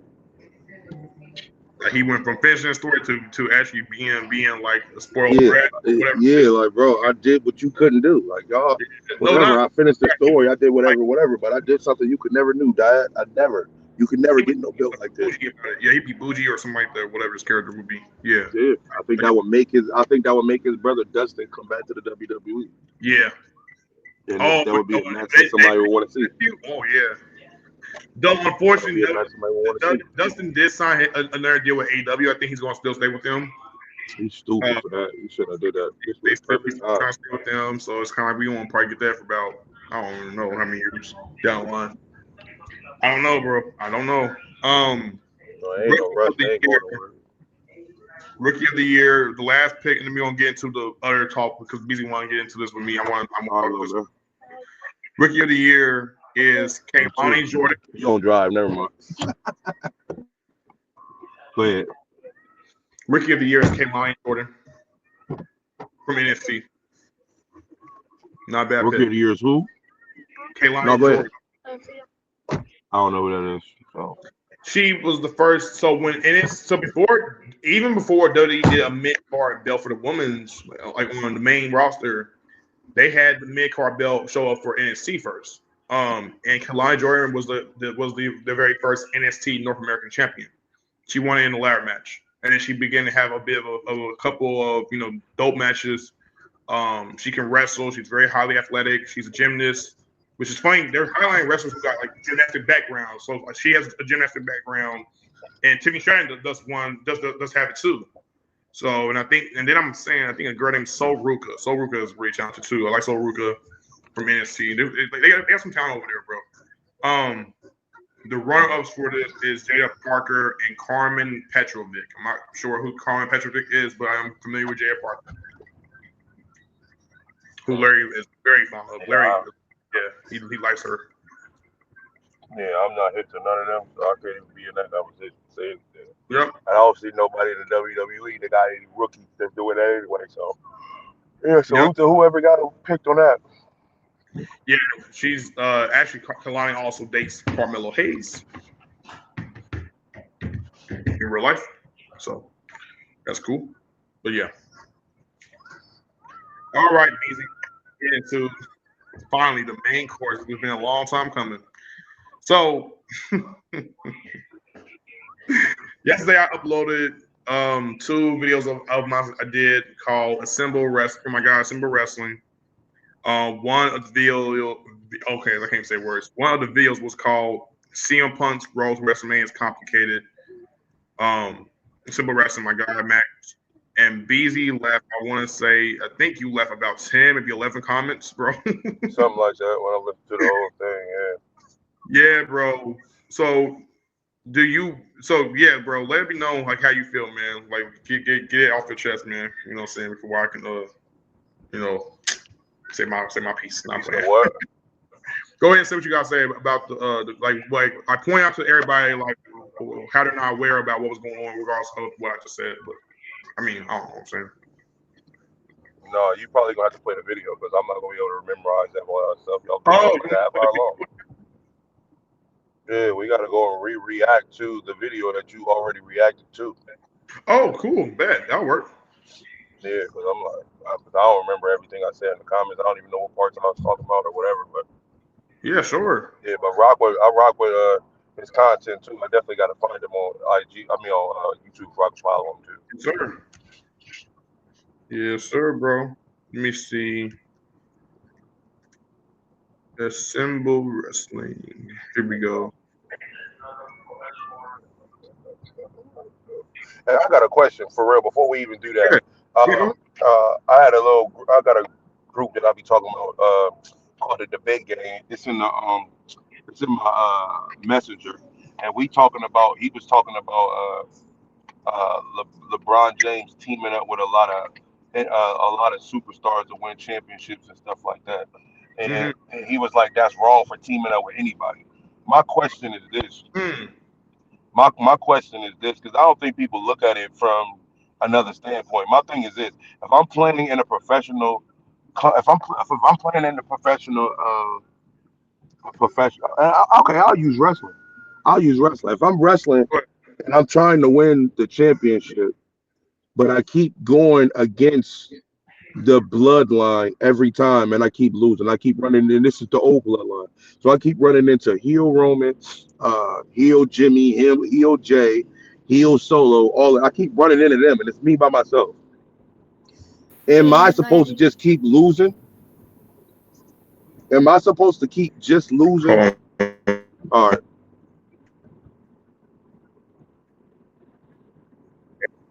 Yeah, go ahead, BEEZY. I'm listening to you. All right. Am I supposed to just keep losing to that bloodline, or am I supposed to try to team up with people that's as good as that bloodline that will help me get over the hump to win? Yes. So if that's the true case, why are people mad and upset that LeBron James teamed up with people to win a championship? Oh, well, Michael Jordan won by himself. I'm like, I don't care if Michael Jordan won by himself. The era of basketball was definitely different back in the day compared to what it is now. Now you need about 3-4 people that's good in order to win a championship. Maybe back in the day when Jordan was wrestling, you didn't need that many people, but you do now. And people look at It's LeBron saying, James like, oh man, you should have yeah, never teamed up, bro. That's yeah. that. I'm like, bro, how you gonna get mad at I somebody for losing, bro? Like, I wow. get the point. I think to be honest with you, Bees, I think it's more of a perception versus reality type of ordeal, right? And here's why I say that. The perception is when LeBron does that, he's a traitor. You see what I'm saying? Like he don't know how to remain loyal to his team. He don't know how to build his team up. He don't know how to make sure that everybody around him is great. This and that third, which could be far from the truth about LeBron. LeBron's very selfless. You know what I mean? Right. With that said, I think the perception that LeBron has to do that over and over again doesn't sit well with a whole lot of people. On the flip side of things, I also can understand where you're coming from because LeBron is trying to win. So when you're trying to win, you gotta think strategically. Okay, who should I want to be with as far as like to win another championship? Like if like you be lying if you're not having that go every single year, having to go to the playoffs. Make sure you're in the finals. Make sure you are winning that belt. I mean, not the belt, the trophy. You know what I'm saying? Like you want Yeah. to, you At want to least be in the there. talks. Right. Exactly. And it's not like LeBron hasn't done it before. He's done it. How many championships has LeBron like won? Like three, LeBron has 4 championships. 4. Okay, so with that being said, with him having to win 4, and LeBron and I think Jordan only won 5, correct? No, Jordan won 6. He probably want to eclipse that. But even if he didn't want to eclipse it, the fact of the matter is the competition. If you don't want, if you like, The if you competition used to is losing, if you used to losing, I if get you you. used to losing all the time and you cool Yeah. with losing, long as you getting paid, that's one thing. But if I'm Right. signing up to play for something, I want to win. Absolutely. If somebody calls my phone and be like, "Hey, yo, Monty, I'm putting my 5 basketball players together against your 5. I'll meet you in June." You think I'm about to just pick some random people off the block, or I'm gonna pick everybody that I know that could really hoop because I'm trying to win. Yes. I'm not about to just, oh, well, just give me one person. I'll play with the rest. If I lose, it is what it is. No, it's not. It is what it is. I want to win, and if LeBron James wants to win, what's wrong with him wanting to win? Especially when you're going Yeah. against people that are that are very good. It's not like they're bad; they're good. So you have to have players around you that are good, and if you don't have players around you that are good, then guess what? You're not going to win. Yeah. Facts. You know what I'm saying? So, but oh no, well, why is he teaming up? I'm like, dude, he's playing against 4 Hall of Famers. He only has 1 Hall of Famer on his team. Like, Mm-hmm. what the heck you expect? Yeah. You know what I'm saying? Like, what do you expect? A lot of these people just be complaining because they don't want LeBron to win. They just keep thinking about stuff back in the day. Oh, Hulk Hogan. Yeah, Hulk Hogan didn't have to team up with that many people to beat people. I'm like, do you understand that wrestling is elevated? If Hogan was going against, if Hulk Hogan was going against the bloodline, and I'm talking about the whole bloodline. I'm talking Right. about all the OG bloodline Yeah. and Jacob Fatu and all of them. Hogan Yes. wouldn't just pick Ultimate Warrior and be like, we about to win. He has to pick Right. a whole lot of other people to win. Yep. Survivor Series, all those matches that we be talking about. They really have to pick the best people in order to win, or you don't want to win. Mm-hmm. You're not just accepting it, being like, all right, well, I just take this guy and we'll just go from there. No, we trying to win, and they punish LeBron for trying to put a team together to win. It's wild. And That's it's just not that wild. LeBron is saying that he's not good or that he's not. If I'm looking at LeBron, I'm probably going. It's funny that you said it. There's these content creators. I'm not sure if you're hip. Are you hip to RDC World? Who? RDC World. RDC World 1. Or no, I ain't hip to none of that. So my guy Mark Phillips from RDC World, shout out to him. He's hilarious. So he does these things where he encapsulates LeBron being like how LeBron is like after the game. So he portrays LeBron, and like it's like LeBron basically like goes off on all his teammates, and he's banging the locker. He's going off on the coach and talking about how we need to win this and how you not shooting, you not doing this, you're not doing that. It's hilarious, bro. And LeBron actually showed him love too. On social media and to have a picture with him and all that stuff. So But I guess the point he was trying to get at is that this is probably how LeBron be feeling like backstage. Like, if I'm not doing, I'm contributing. But what about the other? But what about everybody else? What about the other? Exactly. You know what I'm saying? And so what about the other pieces? Right. So he would have to know, like, being that he probably watches the NFL all the time, he's probably thinking, so LeBron be doing it, where LeBron be cooking. Where's everybody else though? Where is everybody else cooking at? You know what I'm saying? Exactly. Boom. Because if you're not doing that, then what's the point of me being a part of this team if I'm the one doing the main work for the most part? Exactly. If I'm carrying the team at 38, 39, 40 years old still, I don't want to be here. I'd rather be teamed up with other people who will help me along the way. Y'all not helping me along the way, so I gotta go. Yeah. Yeah, bro. And people That's my bid. Say you gotta sacrifice. And sometimes you have to, and they're not explaining it like that, which is wild. Exactly. It's not. You can't. It's not that. It's not like, okay. I'll put it to you like this. LeBron's not Steph Curry. No. Right. Steph Curry remains loyal to the Golden State Warriors. Loyal. Right. You know what I'm saying? And there's something wrong with remaining loyal. Like, again, I look at it like okay, so if we're gonna have that talk, LeBron is doing essentially what CM Punk is doing. Like, you know what I'm saying? But like, if you think about it, like having to go back and forth with different teams, you know what I'm saying? This is how wrestling feels. This is a dope conversation because this is how wrestling fans feel when WWE wrestlers decide to go over and leave to go to AEW, right? Or a TNA, or to whatever promotion, Mexican promotion. It could be AAA, New Japan, like you just name it, right? They want to go to these different promotions to expand their horizons and do great outside of everywhere else. But to WWE fans who are like, you guys got to be lifers, you're betraying them. And the reality is they're contractual people who are doing business on other fronts. Right. They may want more exposure. They may want to go ahead and win more belts. They probably feel like they hit still in WWE and have accomplished everything they want to do. And WWE probably was never their actual dream goal, but it fell into their laps. Mercedes said that. Mercedes said she wanted to go to Japan. Actually, she didn't want to go to no. Well, she wanted to do Japanese wrestling on the women's front, but WWE fell on her lap first when she was younger. Right. But she already had said this. So I say all that to say, people don't be knowing that, but then they immediately come up with what they assume to be right when the reality is you're not right at all. So when LeBron decides to leave and goes to another team, to be honest with you, it's a gamble, it's a risk, but he's willing to take that in order for him to be great. Period. Yeah, I think that when he leaves to go to other teams, I don't think it's a gamble. I think he goes to other teams because those other teams already have the pieces for him to win.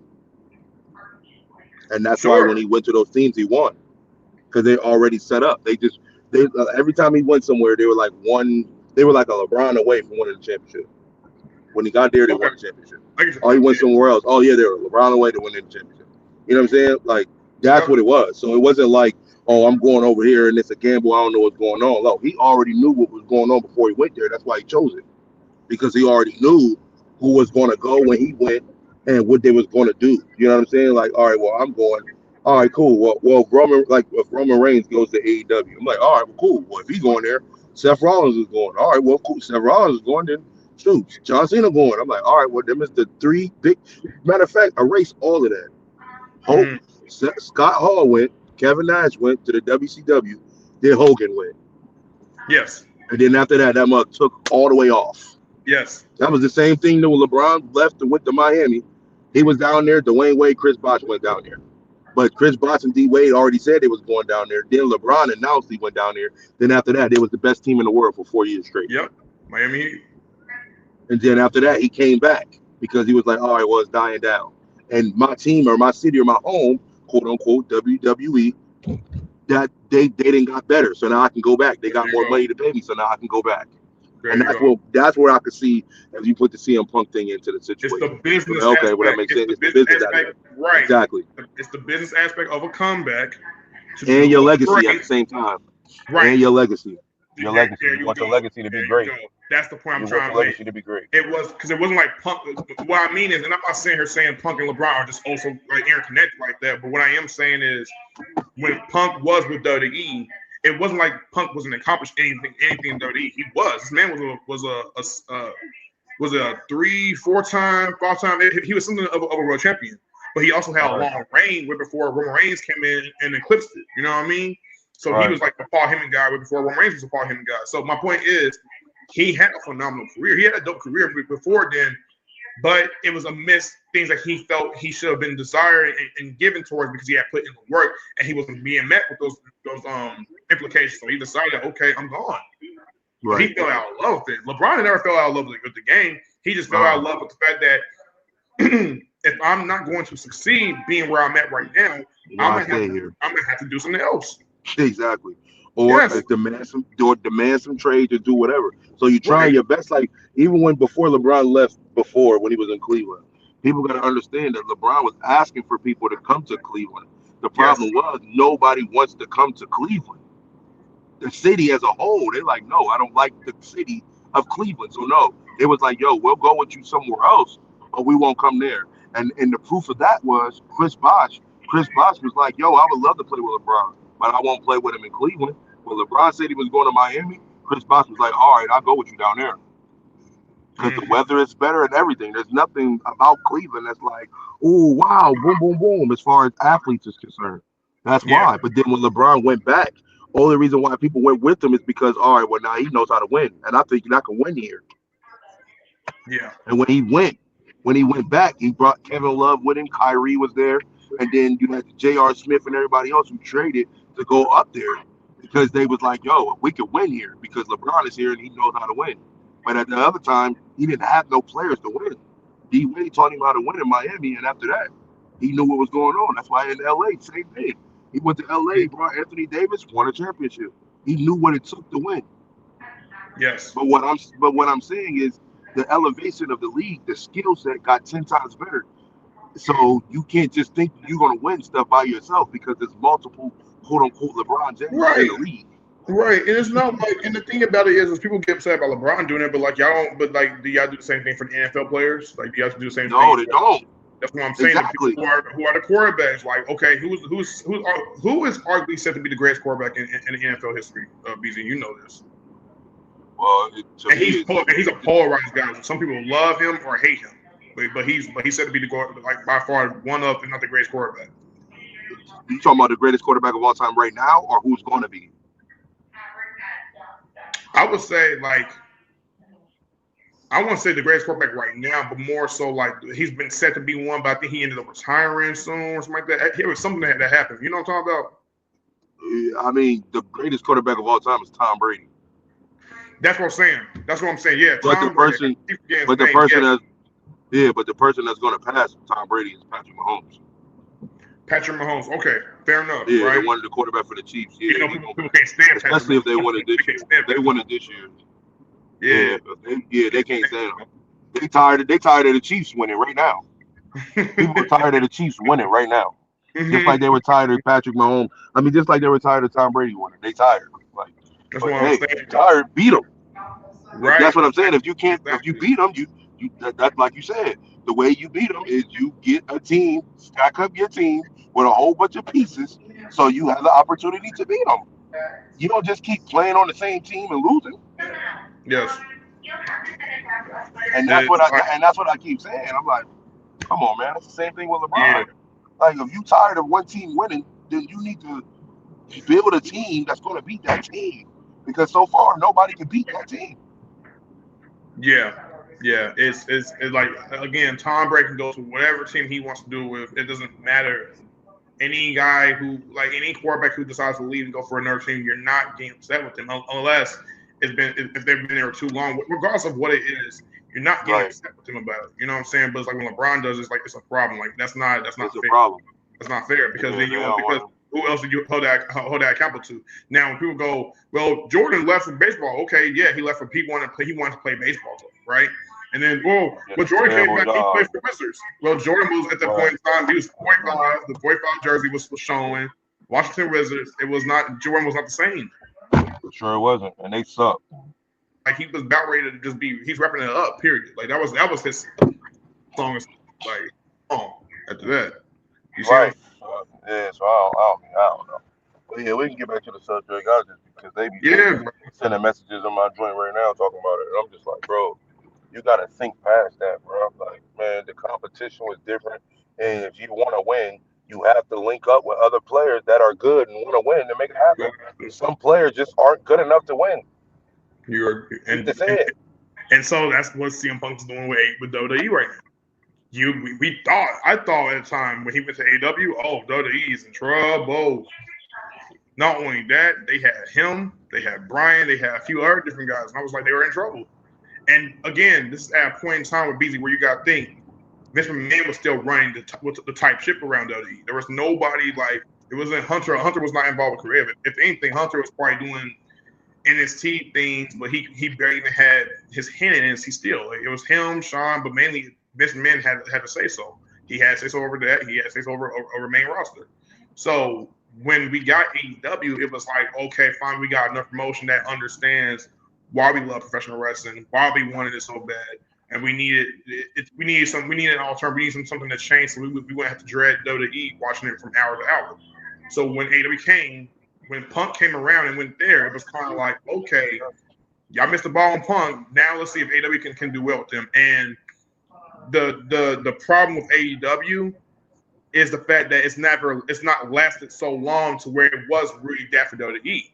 It's only been here. AEW has only been in existence for like 4 or 5 years now. So being that it's been in existence for 4 or 5 years now in its young infancy, CM Punk came to a very young promotion. It was like a baby. You know what I'm saying? Like a baby has to have time to grow. It's going to always fall, back and forth. Like, you have your kid try to walk every single time, but then he slips and falls and he tries to get back up. That's what AEW is.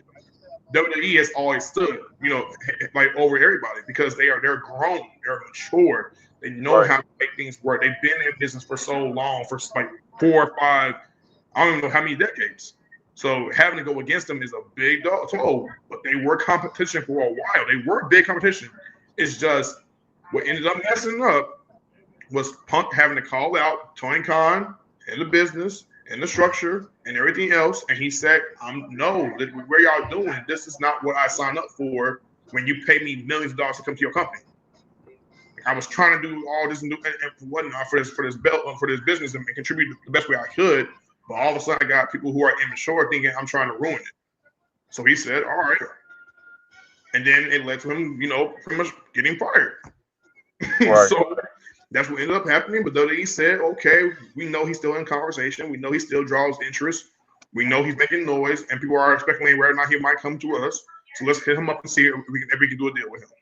And long story short, Hunter called him. They talked business, and he's brought back home. And, right. and I love it because it's funny. Like Punk's promo when he came to AEW, he said he was back. He didn't say he was home. Right. When he came back to WWE, his first promo was "I'm home," and the crowd was like, "Yeah, woo!" Right? And Seth Rollins was like, "Don't you ever call this your home?" But in reality, it was his home. I'm looking real to you. I love Seth, but it was Punk's home because Punk, from a larger grand scale, wasn't really that known until like he went to WWE.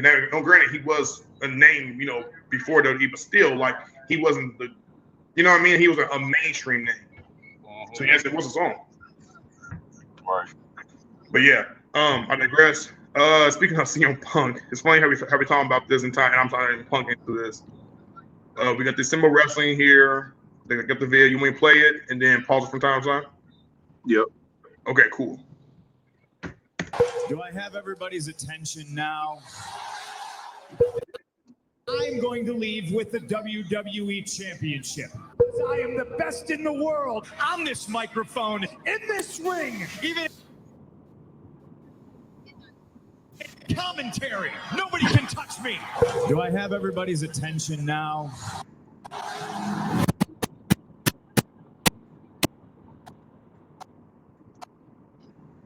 Hold on.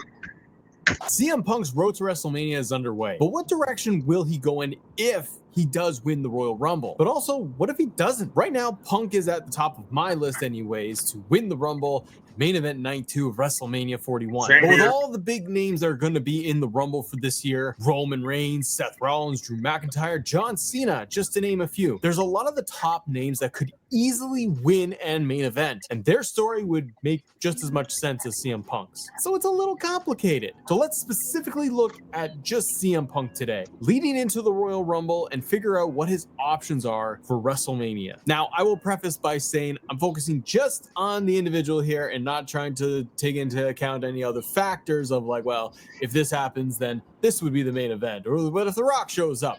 Just focusing in on Punk. So one scenario is pretty clean. Punk wins the Rumble, points at the sign, and main events night 2 of WrestleMania against Cody Rhodes. Now these two have interacted before. In fact, when Punk made his return to WWE, he did get in the ring before WrestleMania, before the Royal Rumble, and he went face to face with Cody Rhodes. So you can easily kind of rekindle something there.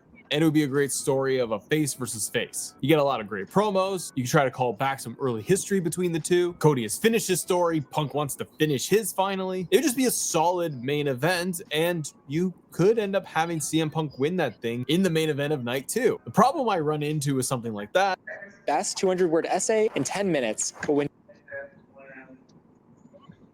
All right, so I'm gonna go ahead and skip this ad. What are your thoughts on that, BZ? CM Punk ain't winning the Royal Rumble.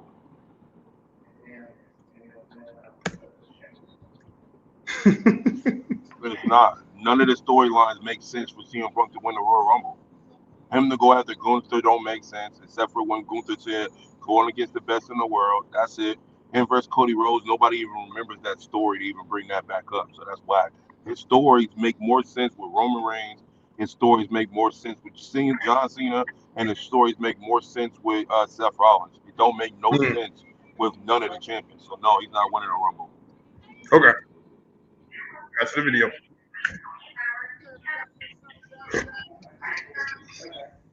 What has happened? Oh, I forgot I put it on mute. Okay, my bad. Up having CM Punk win that thing in the main event of night 2. The problem I run into with something like that is the crowd maybe turning on Cody Rhodes, and they don't want to do that. You've seen that a little bit with how Punk and Rollins turned out. People firmly chant CM Punk during that whole thing, even the other night on Raw. I can kind of see the same thing happening with Cody Rhodes. There will always be Cody supporters, and people will just enjoy the match. But I think Punk would come out ahead a little bit. I don't know if you want to rub things the wrong way in terms of Cody's whole stock in the company. And that storyline and that road to WrestleMania for Punk seems a little bit too clean and simple. So the next option, Punk wins the Royal Rumble and fights for the world title maybe on night 1 of WrestleMania. And I say night 1 because the Rumble winner doesn't always get the main event of WrestleMania. And if it's Gunther versus Punk, that would be a great match, but I don't feel like it has the weight necessarily of a night 2 Mania main event. And I haven't really been enjoying Gunther's whole build lately as world champion. Oh, so I see your point about when you were talking about like how you said that he was kind of like tripping about like saying he's not enjoying Gunther's build. Yeah, he's wild. What's wrong with him? I don't understand the part of if you're talking about leading to when Gunther won the world title. I would have to disagree with him about that. The way Gunther went about winning it when he won the King of the Ring to get towards the world title by being Damian Priest. Yeah, I don't agree with him on that standpoint. But there was another video where he talked about like how he's been doing the confidence storyline where he thinks that's been hurting him or his credibility. So that I agree with over that point. But in terms of his build towards being the world champion, I completely disagree with that. Yeah. He could drop the title before that. Maybe Gunther doesn't make it to WrestleMania as champion. Punk could win the Royal Rumble. Gunther could lose the title at the Rumble or at Elimination Chamber. Or he could be in the Elimination Chamber and lose it there. And it could be maybe Seth that picks it up in the Chamber match. And then you have a champion, Seth Rollins, going up to challenger CM Punk one more time. They do it over again. Hold on. My question is,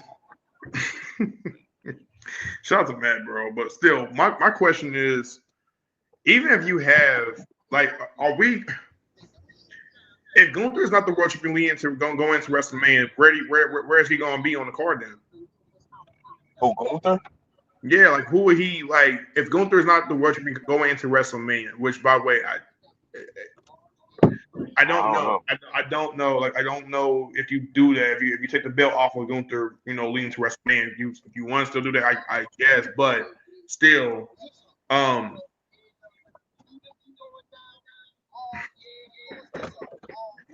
don't know. I think if they do that, it's probably because they want to get towards Gunther versus Goldberg. I know you don't want to see that match. I know vehemently you do not. Oh yeah, I see that coming. I don't want to see it coming, but I see it coming. If that's the only reason why I can think of why they're probably going to do it. If WWE goes Punk, Seth wins, whatever. That's the only part of where I can see. Okay, WWE going, we're Gunther lose, and then we're want to put him with Goldberg. Which to me, question: Gunther facing Goldberg elevates him or no? You said Gunther doing what? Being in a program with Goldberg, like a story, a feud with Goldberg, and then a match with Goldberg, does that help elevate Gunther? Does he need? No, it don't. No, it's kind of whack. But all right. I don't know. I'm not a fan of it either. I'm not. I'll take it if necessary, but hopefully ain't no title or nothing on the line. I hope not. No. Oh no, heck not. For him to go after the world title against bro. I'm not trying to see that. I wouldn't even pay money to see that match at WrestleMania. I'm sorry. No. And this time it's for the belt. Punk could beat Rollins again. And Seth, by the way, he needs to stop losing all the time, especially like WrestleMania stuff. I do. He lost all matches against Cody Rhodes. He's lost against CM Punk. He lost to Drew McIntyre. He lost to Rock and Roman. He loses a lot in those big things. So to get Seth some momentum going into WrestleMania, he just came off the loss against Punk. In that scenario, Seth would have lost the Royal Rumble opportunity. So he picks up his win at Elimination Chamber as champion. Then you have a stronger champion in Seth Rollins going up against CM Punk. Okay, now what if CM Punk is eliminated? Why do you think they keep letting Seth Rollins lose like that, bro? I don't even know. Man, I think it's because they're allowing it. That's all I can say. They're allowing it. Seth Rollins is cool with the situation. He has to be. Okay. He has to be cool with it. Other than that, I'm not in agreement. Never been in agreement with that. Because the He's best too good to be losing like that. I don't like that. I don't like that at all. Yeah, Am I picking you up? Yeah. I want to say the best thing. I didn't want to get it 30. But I had no choice. Yeah, no choice. It folds up to the side. Right down there. Pull them bars. Try not to lose the middle, I know. It pulls down. There you go. Where? Oh, I deal with it every day.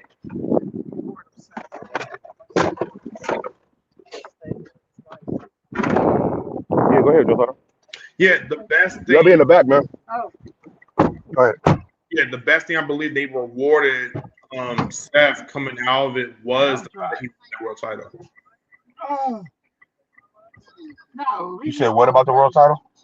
Like he won the world title coming out of it though. Like when you think about him losing to Cody 3 times in a row. Yeah, he did lose it 3 times in a row. You know what I'm saying? And I'm going like we ain't gonna ever. That's the thing too. Is like he lost against Cody 3 times. So I didn't know it was in a row. Yeah, it was completely in a row. Like he lost against him 3 times. No problem. Yeah, I didn't know it was 3 times in a row. So what? How many? Who was it? Huh? So every time they fought, or was it just 3 times in a row? The year Cody Rhodes came back, he beat Seth 3 times in a row. Okay. Yeah, 3 times in a row. Okay, they did. They lit the hell in the cell, all of that. Okay. Yeah, right. And then he wins the world title, only to lose it to Drew. Matter of fact, right. loses to Roman and Rock like one, loses to Drew the next night, Right. leaves back, doesn't win against Drew. Well, you knew Gets that wasn't going to happen. I knew he wasn't going to happen when he first came back. he comes back. Then They had to let Drew get something. he's a referee. You know what I'm saying for a time. Then Right. at the ring, Bronson Reed annihilates him. Like they put my boy to the ringer for real. Like he gets beat by Roman Reigns with a steel chair. Bronson Reed hits him with 6 dang on tsunamis. He Right. on for to not be a part of Survivor Series match. I do believe that was a botch. People got to understand, like Yeah, when I you wanted the GOATs, get him you back in. put people over. Yeah, that's what I'm saying. That's why. That's why I'm not worried about it. I'm not Right. worried about none of that. He putting people over, so it doesn't matter if he's losing. Sure. It's just yeah. Okay. I'm leaving. I'm Yeah, leaving. there's nothing. Yeah. Yeah, there's nothing bad about it. Like, look at his resume. We That man, already said We already saying he wanted the GOATs already with his resume. highly Like, regarded. if he stopped right now, he's already there in the Hall of Fame. Agreed. So even if he does do whatever, we got John Cena as one of the best to ever do it. Period. He done lost his last 10 to 12, and still got him at the GOAT. So it don't matter. Yes. That's what I'm saying. We got to understand the position. CM Punk will be in that position just right now. He just came back, so they just letting him get his joint. Pretty soon he going to be taking a lot of L's too. If you're a part of the GOATs, you have to take L's. You ain't got no choice. Yeah. It's about giving back to the business. It's helping the business thrive. Yeah, exactly. Things like that. So I get that. Exactly. And I get it. that's why I'm like, yo, he got it. Go ahead, he got it. But I'm just saying, you'll be okay with knowing that he lost to Cody Rhodes 3 times and that he never got like a win back or anything like that. That it was to ever revisit. Because Cody ain't no GOAT. That's why they keep letting him win. They're trying to make Cody a GOAT. That's why they keep letting him win. They're trying to make him win. Yes. He hasn't lost at all. They're trying to put him over. Yeah. They're trying too hard though. They're trying too hard. That's the problem. They're trying too hard. You go 97-3. It's crazy. 100 matches, you only lost 3 times. You trying too hard to make that person great. I would love for us to like get a chance to like interview some of these wrestlers, bro, and for like you to talk with Dominic Mysterio or Cody Rhodes, like me and you could talk with them. Like I would just love to see that, like just like how you like how you will feel, like because you've been talking about them.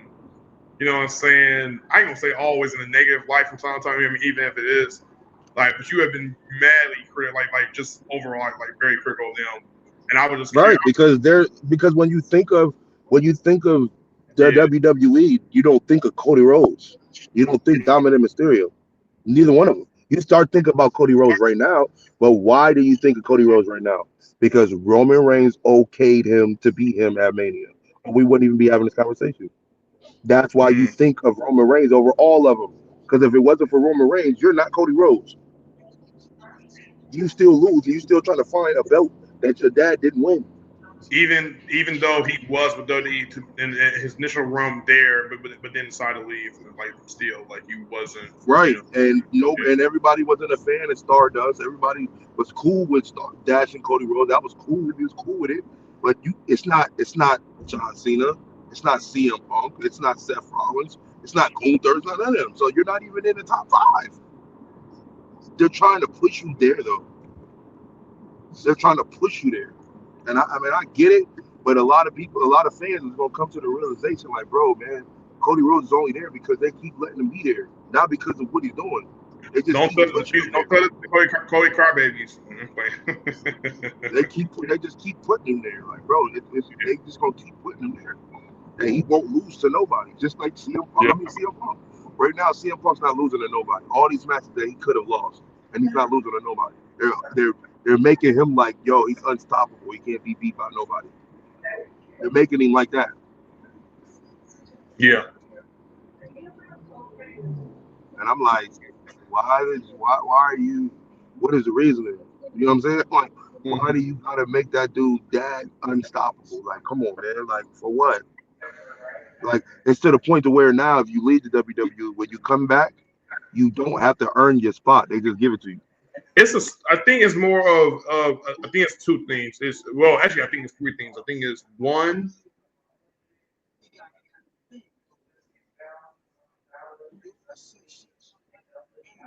I think it's three things. I think one, it happens to do with it's number one is business, money talk, right? You know what I'm saying? If you're in the midst of the competitions and like you have left a certain promotion, come back to where you had started, so that he's gonna try spotlight you and give you that shot. Now you can say the same thing. Now if we want to go there, they brought back some people that left WWE too, and not everybody who has come back to WWE who have left WWE previously have achieved the same amount of success.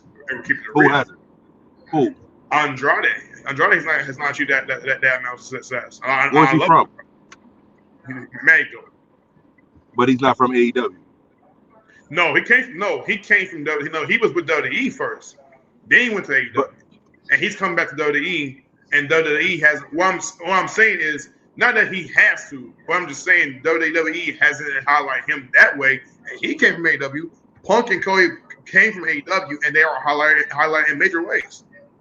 And I think it's a business way.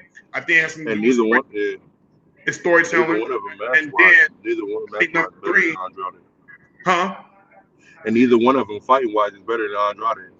Sure, right. Storyline wise, they can tell where they want to go, and WWE will get towards those goals. Help them get towards those goals. How they can go about it. And then number three, it is taking a direct shot at AEW, the other step promotion by saying, "Yeah, you had our stars, we got them back, and look what we're doing with them, as opposed to what you did with them." Right. Now, does that make? But what I'm saying is, does that make them people better?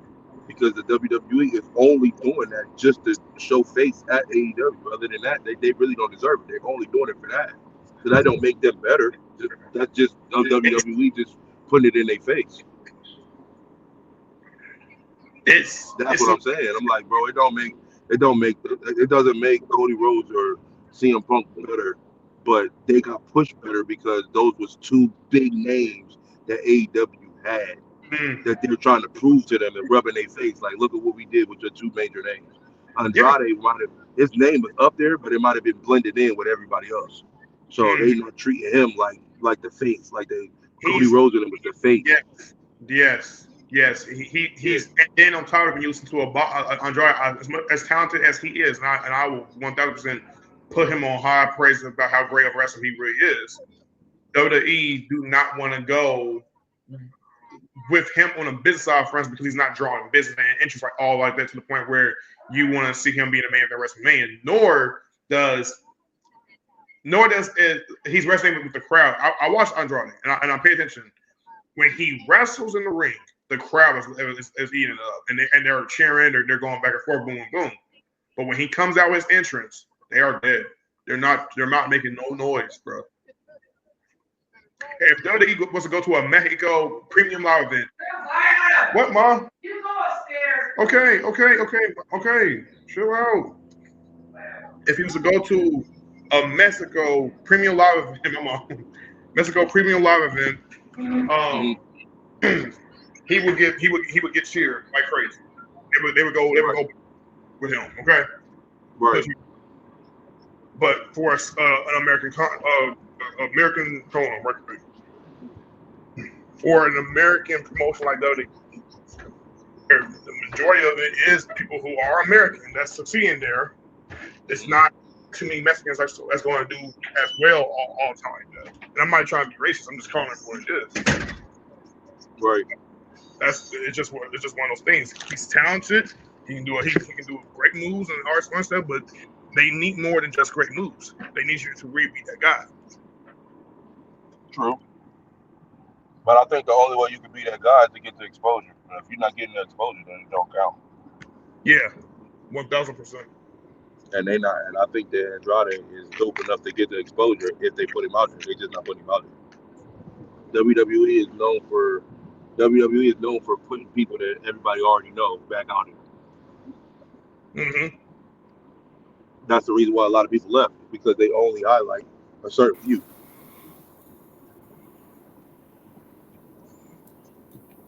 Battery 50%. Connected to JOS.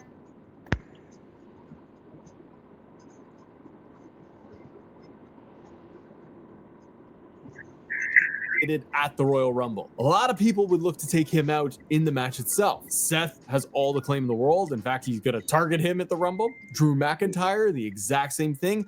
Roman Reigns has motivation to eliminate Punk.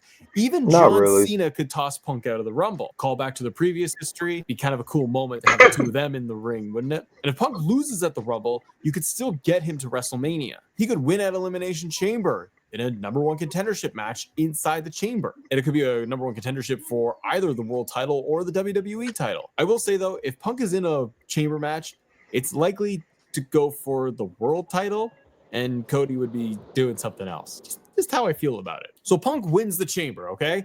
And then he can enter last in the chamber match itself to protect him and make sure that, well, they minimize the chances of injury. Because the chamber is a brutal match. It's like just to be in. And I don't think you want Punk in there as number one in the whole elimination chamber. And if he wins that chamber, a number one contendership, again, he could go and fight Gunther. It could be Seth, who wins the title before or at elimination chamber itself, almost like what you had with Rock and Austin years back. Remember how Austin won the Royal Rumble? And I think The Rock won the WWE Championship against Kurt Angle at No Way Out. That was then to set up their title match at WrestleMania 17. So it can happen in a very short period of time, or they can make a giant episode of Raw on Netflix for the world title. Now, another scenario. Oh, I need to go back. He mentioned he said something that was similar. He said like he was making comparisons to Rock and Austin when they for the build for WrestleMania 17 when Austin was world champion and Rock had to get towards the world title.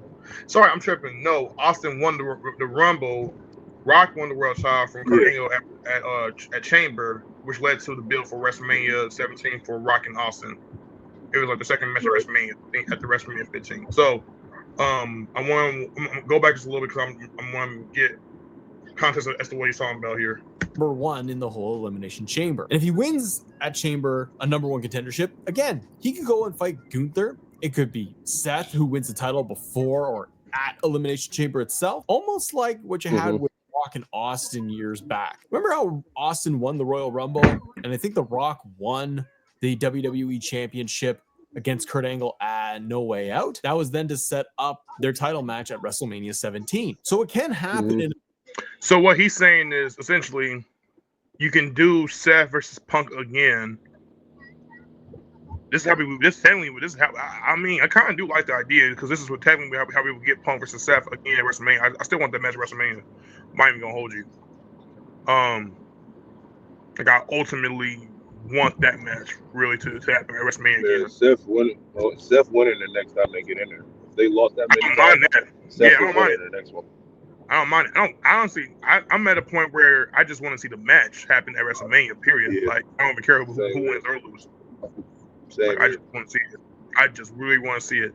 Now, yeah, and I honestly, though, to be honest with you, I would have Punk lose to Seth at Mania too. I agree with you over that, 1000%. The only thing is, if Punk, the way I would go about it though is I would actually have Punk win the belt from Gunther, and then that sets up Seth having to beat Punk for the world title. But what do you think? You think? So how does he get the belt? He's going to the Royal Rumble. Yeah, you're right. I mean, so far, what you call it don't got no. Yeah, Gunther ain't got no match at Royal Rumble so far. Still no match. Which is weird, right? Like, why would they? It's not weird because he got a match on Saturday Night's Main Event, which is the weekend before. But he don't, and that's against. Oh, right. You're right. That same week, and then the lead into a Cody versus. Yeah, you're right. Yeah, that's true. That's true. Yep. That's true. After that, there's no more matches out there. I guess. Well, sometimes they do it, but they don't always do it. But they do feature both world champions on the same show to wrestle. But they don't always have to do that. So. Oh yeah, they do that. That's why I was saying Gunther. That's why I said maybe Gunther will be at Rumble, but then knowing Punk's gonna be in the Royal Rumble, like it probably can't do that. You know what I'm saying? Unless again, Seth. I heard two things can happen. Seth can actually win the Rumble, Punk can face Gunther at Chamber if he doesn't win at Rumble. B's Gunther at Chamber. I'm just hypothetically thinking. I don't know if this is gonna happen. And then that's how we get Punk versus Seth for Mania. Because Seth could then go, I not only won the match that you didn't even win, you won against Gunther, you beat him, but now I need to get my win back over you. So I haven't fully beat you yet. The Rumble doesn't even count. If they want to go that route. But if they want to go that route. So then, oh yeah, we still talking about CM Punk. All right. Yeah. Yep. In a very short period of time, or they can make a giant episode of Raw on Netflix for the world title. Now, another scenario, Punk doesn't get a title match at WrestleMania. And whatever his match is, it's non-title. One non-title story he could have, and it could still even main event night one, would be against Roman Reigns. Punk could lose the Rumble and be tossed out by Roman. Roman gets eliminated by, let's say, John Cena, and Cena wins and fights Cody. Now, Punk could call in his favor then to Paul Heyman, and the favor is to have the main event match against Roman Reigns. Have you noticed YouTube has way more ads than it? Let me ask you a question, BZ. I just want your opinion on this, right quick. So, does the World Championship have to always main event a WrestleMania? And what I mean is, I'm not even just talking about what Gunther has. I'm talking about what Cody has too. Okay, I want this to somewhat make sense to me, right? Punk facing Roman for this. This is where you was kind of like going, just like, I don't agree with you. I think you're tripping with this. Boom, boom, boom. When I said that, to me, it might not be a main event. And it's not because it can't be a main event, because honestly, it's money. Like I will love to see this match as well. But at the same time, I'm going, you're having Punk versus Roman. They close out night one.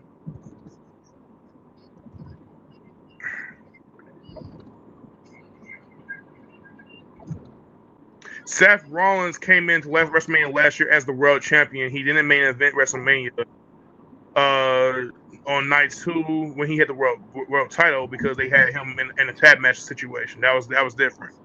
But still, you had the world title featured like on the card, but it wasn't the main event. When I mean main event, I always go main event as closing out the show. Well, this is what I mean by main event. I know we see main event as two different things, and I get you on that. I'm saying main event as closing up the show. You close out each and every show, night in and night out, or year in and year out. And Roman has done that for nearly 9 times. I thought it was 10, 11 times, but it's been 9 times, right? And my thing is,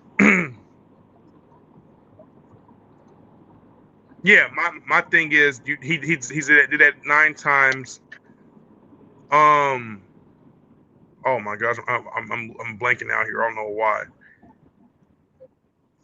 He's done it 9 times, and I understand the magnitude of having Punk versus Roman be a main event. That's a big match. I'm not gonna hold you. It's a very big match.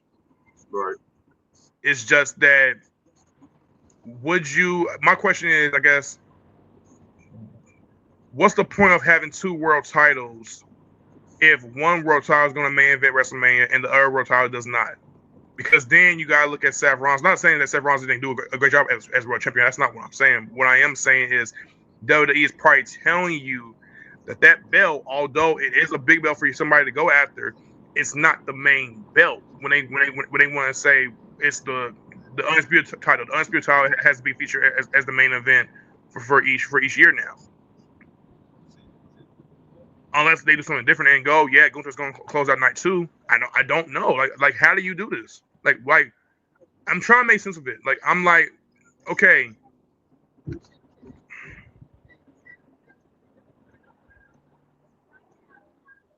The storyline is always better with the other belt. That ain't got nothing to do with nothing. So a storyline. You're saying from storyline contest. Okay, I'll give you that. Yeah, I mean Roman did it 9 times. His storyline was the best storyline on all the 9 times that he did it. And unfortunately, he was on SmackDown, so that belt was highlighted. If Roman had the belt that Gunther got, the same rules apply. It's still Roman Reigns. If the other belt don't stand up to that, it ain't got nothing to do with the other belt. It has everything to do with the person who's carrying it. If you ain't Roman Reigns, it don't matter. Mm. That's what I'm saying. I'm like, Okay. Roman Reigns is a main event, period. Roman Reigns don't need no belt to main event night 2. He don't need no belt. If they pick Roman Reigns versus The Rock, guess who's night 2? Roman Reigns versus The Rock. Yes. And there's no belt involved. That's it. Yes. They That's do it. Roman Reigns versus CM Punk. Guess who's night 2? Roman Reigns versus CM Punk. Because Roman Reigns is him. That's why. This has nothing to do with the titles. It's got everything to do with the aura around the person, which makes it the main event. Like we were just like, for example, this ain't no shot at Andrade, but let's say Andrade had the title and he's going against Carmelo Hayes Right. for the title, and he has the big title, but Roman Reigns supposed to go against Seth Rollins. What match you think is closer? The one with Seth Rollins. Because of the name. Because of the name. It got nothing to do with the title. Like the title is cool, but the WWE made it to where the titles don't matter if you got them or not. Your name is all that matters. Your aura is cool. You don't need no title. It's just an extra accolade if you got it. But if you ain't got it, oh well, so what? If your name still ring bells, that title don't mean that.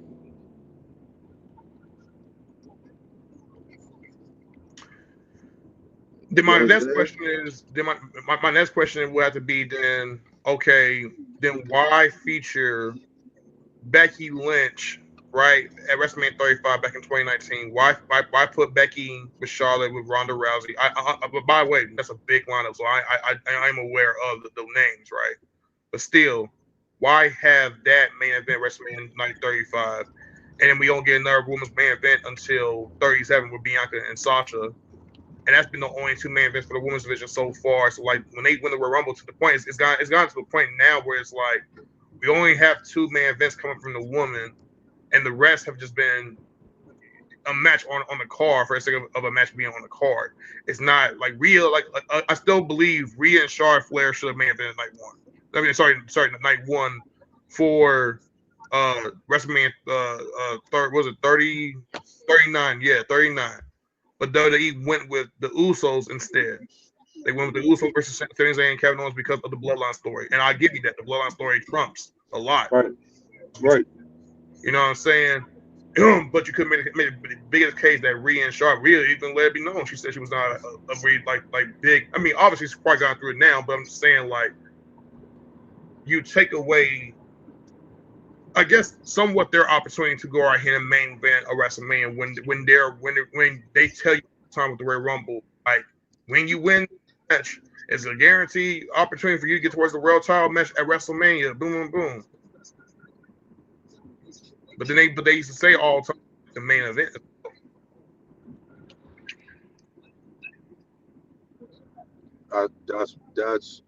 That's the point that I be trying to say.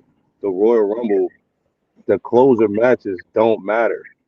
The fact of the matter is you have a shot to main event. All main events on WrestleMania, in fact, are title contended matches.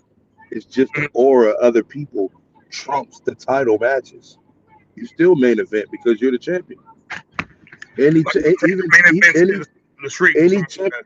USA, the United States title, Intercontinental, all those are main events. If you get to go against that, if you get to fight for those are main events.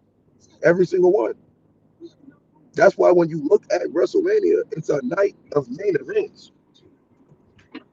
It don't matter. I mean, the best match or the popular people are going to finish the night, but the whole card is main events. Every match on that card is a main event. Just the biggest names finish the night. So Rhea and them, like, I get it, but your name's not bigger than the Usos at that time. Yeah. And the Bloodline story, it was nothing bigger than that at that time. So you're not gonna top that. You're not gonna top that. And if I'm not mistaken, Stephanie McMahon wasn't there. If Stephanie McMahon was there, we're talking about something totally different. They would have main event. Yeah. A lot of stuff that's going on in the women's division is because Stephanie wasn't there. We seen when all the main events that you was listening that happened, Stephanie McMahon was there, and that's the reason why it happened. Yeah. All that stuff that started happening with Vince McMahon, the women's division took a slump because Stephanie McMahon stepped away because of the situation that was going on with her dad. She really did care about the women's division just as much as they all did. Exactly. Yeah, that's true. And if she returned at that time, they would have been a main event. I mean, not a main event, but they probably would have been a night closer. They would have been a night closer. She would have made sure of it. Yes. She would have made sure of it. Yes. You know what I'm saying? So I hope she step up and get in here somehow, some way, especially with her dad's allegations and stuff being gone and dropped. I hope she step in or something. I don't know. I hope she do something, but I mean, the women's division is dope right now. Like, they're going to somehow, some way, they're going to get their own something. They got to. There's too much going on. Yeah, that's real. Yeah, they got to. But as far as main events, if you going after a title and if you got a match, that's a main event. I don't care what kind of belt it is. That's a main event. Yeah. Regular matches, if there's no belt involved, that's not a main event. If there's no belt involved, it's not a main event. It's just two big names on the storyline that you want to see. But anything with a title on the line is a main event. Yeah, that's it. But that's a title changing hands. That match matters because you can win something. If you beat somebody regularly, that's like beating somebody on SmackDown and Raw when there's nothing on the line. But since your names are so big, I'm like, yeah, that aura matters. Not CM Punk, Seth Rollins versus Roman Reigns, no title on the line. People want to see that. I want to see it, regardless if it's a belt on the line or if it's not. But it's not a main event. But it probably will end the night because the two auras of them people, and we've been waiting forever to see this. Just like we was waiting forever to see Rock and Roman. You're saying Punk is not a main event? No. Okay. It's not a main event, but it's something that people will want to see. It's not a main event because there's no title on the line. Main events is when titles are on the line. But you can't name a match that wasn't a main event that ain't got no title. But you just said you wouldn't mind seeing this be the main event because of Roman, right? So this will technically have to close out the first night, correct? I just got done saying even if we wanted to see Rock and Roman, that's not a main event. But the aura is going to be looked at as such. But it's not a main event. If there's no belt on the line, it's not a main event. So what you're saying is it's not going to be a closer to end the night. Okay, what I'm saying is it's not going to be the last match for night one. No, what I'm saying is main events don't have to be last matches. Is what I'm saying. That's not a main event. Yeah. So what I'm saying is, if they do Rock versus Roman, they're going to do that as the last match. That's not a main event, but that's the best. That's what everybody was here to see. That's what sold the ticket. Yeah. Right, that part. Yeah, that's what sold the ticket. What sold the tickets? Roman Reigns versus Seth Rollins. That's what sold the ticket. Sure. Not the title matches, but those are the main events. Yes. But the match everybody wants to see, even though it's not the main event, is Seth Rollins versus Roman Reigns, or Cody or CM Punk versus Seth Rollins, or Roman Reigns versus CM Punk. So those, no title on the line, but those are the matches that we want to see. Yes. But any title match is a main event. That's a main event. Flat out. Okay, I got you. Yeah. Yep. Well said, bro. Oops, I have it on mute. Put it back. To Paul Heyman, and the favor is to have the main event match against Roman Reigns at Mania 41. Punk could screw Roman over in a match he has before WrestleMania, maybe at the Chamber, motivating Roman to have the Punk match. And what's cool here is that you end up with Paul Heyman stuck in the middle of all of this, picking sides, the potential for deception of Paul Heyman. Does he turn on Roman Reigns? Does he side with CM Punk? Does Punk come out a heel? The promos would be blockbuster, and you could really feel that it's a main event match. Because it's Roman Reigns, whatever match Roman is in, it will be a main event. And Punk, in character, he probably knows that. Whatever that match is for Roman Reigns, it's going to be one of the main events. And I don't blockbuster. Yes. It's highlighted, blockbuster, boom. That sells Mania by itself. You just fill it in with any other match all you want to. They will show up to Mania just to see Punk versus Roman. Regardless if it's the last match or it's not, or it's not. There. Last match, first match, it don't even matter. That right there is what we're here to see. Yes. That's what we're here to see. Yes. That's what we're here to see. Yes. Well said, BZ. And I see your point. I definitely see your point. Yeah. Personally, I don't think Roman gets.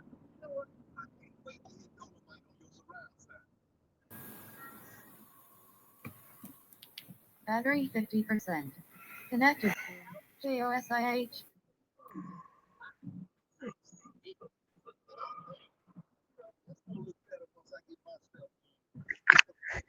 I am on a break.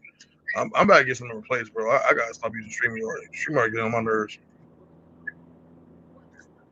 A title, the WWE Championship, before WrestleMania. But a great poster is the Tribal Chief versus the best in the world. So it could totally work. Now, there are other options here, and I find these a little bit less likely, but they're still possible. And one of the options you have is to hit the subscribe button. Now I see what I did there. It's a cheap plug. We're trying to get to 50,000 subscribers by the time we hit WrestleMania, so it means a lot of you guys would help support the channel. A multi-man match at WrestleMania is a possibility. Cody versus Punk versus Roman Reigns in a triple threat match at WrestleMania. Punk gets screwed at the Royal Rumble and gets eliminated. Maybe they say his feet touched the floor and they didn't, but he feels cheated and wrong somehow at the Royal Rumble. You could have Roman then win the Royal Rumble to set up a clear path of Roman Reigns versus Cody Rhodes.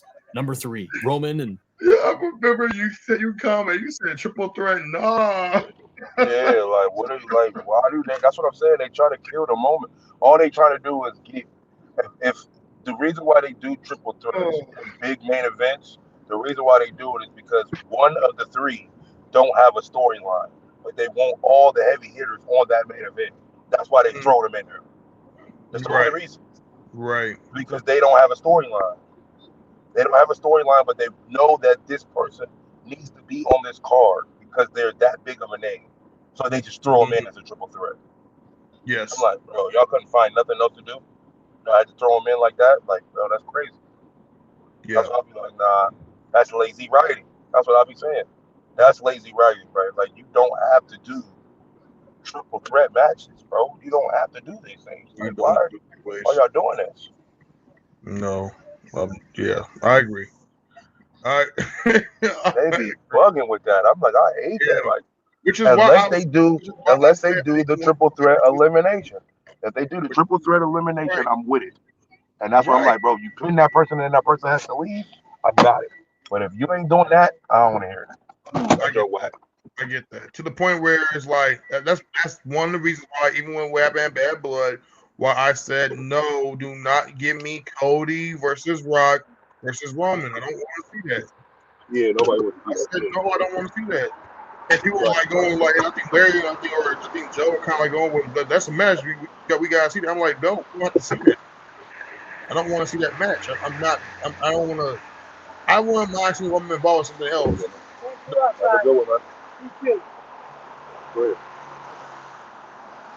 Don't play with Cody again, bro. I'm trying to see that match. Yeah, nobody's trying to see that. And I know I ain't trying to see it. Maybe everybody else want to see it, but I'm not one of them.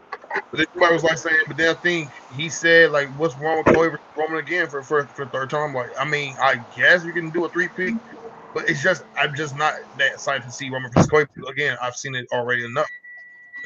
Right. You know what I'm saying? Like I've seen enough. Even if it's just I'm there, I've seen enough. What else you gonna tell me? What's the storyline? Has a story like, man, watch out. Like he's already. Tommy. Huh? Tommy. Say what?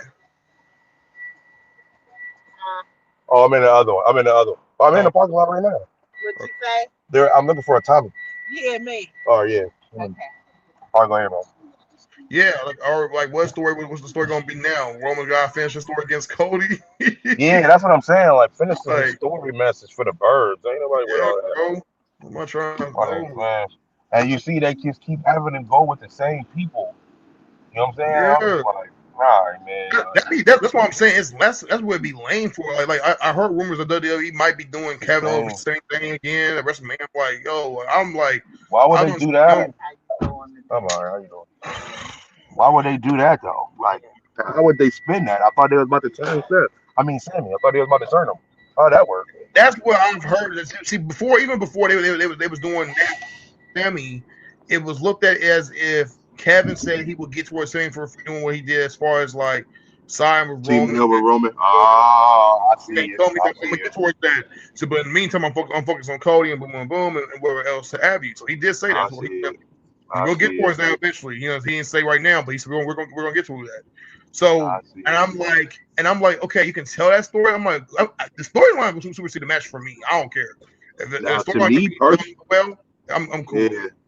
I'm Now, cool. to me personally, it would have made ton of sense if they would have spin it that way and let Kevin win at Royal Rumble and then Sammy get the title from him, since they already trying to hint that Sammy about to try to get a Royal Wrestling title run. That would be dope to get it from Kevin. If they So you're did that, saying Kevin? Oh, going to Mania? going to Yeah, Mania. I love it. Yeah, I I like love that it. too. I I love the like that idea. too. I Yeah. love it. You know what I'm saying? And But I mean, so but you far know, on the list, they got Kevin, they can't do that to Cody though. They can't do that to Cody. and they got Kevin on the list in the Royal Rumble. So I'm like, Cody. well, Cody's not on the list, so you already know what's up with that. So that's already Yeah. chopped up. Yep. Yeah. Yep. I already know, bro. Already know. Paul Heyman, as the proxy, has already discussed how Roman Reigns wants to go after Cody Rhodes and get his championship back. Roman's character overall also has not changed since he returned at SummerSlam. Nope. Nothing's different for Roman Reigns, and now he has his Ulafala, and his next step is... Check this out. I'm going to show you how I afforded this car. Roman is slightly different. I wouldn't say he's not fully entirely different. I think he's slightly different. I think the difference, huh? In what way?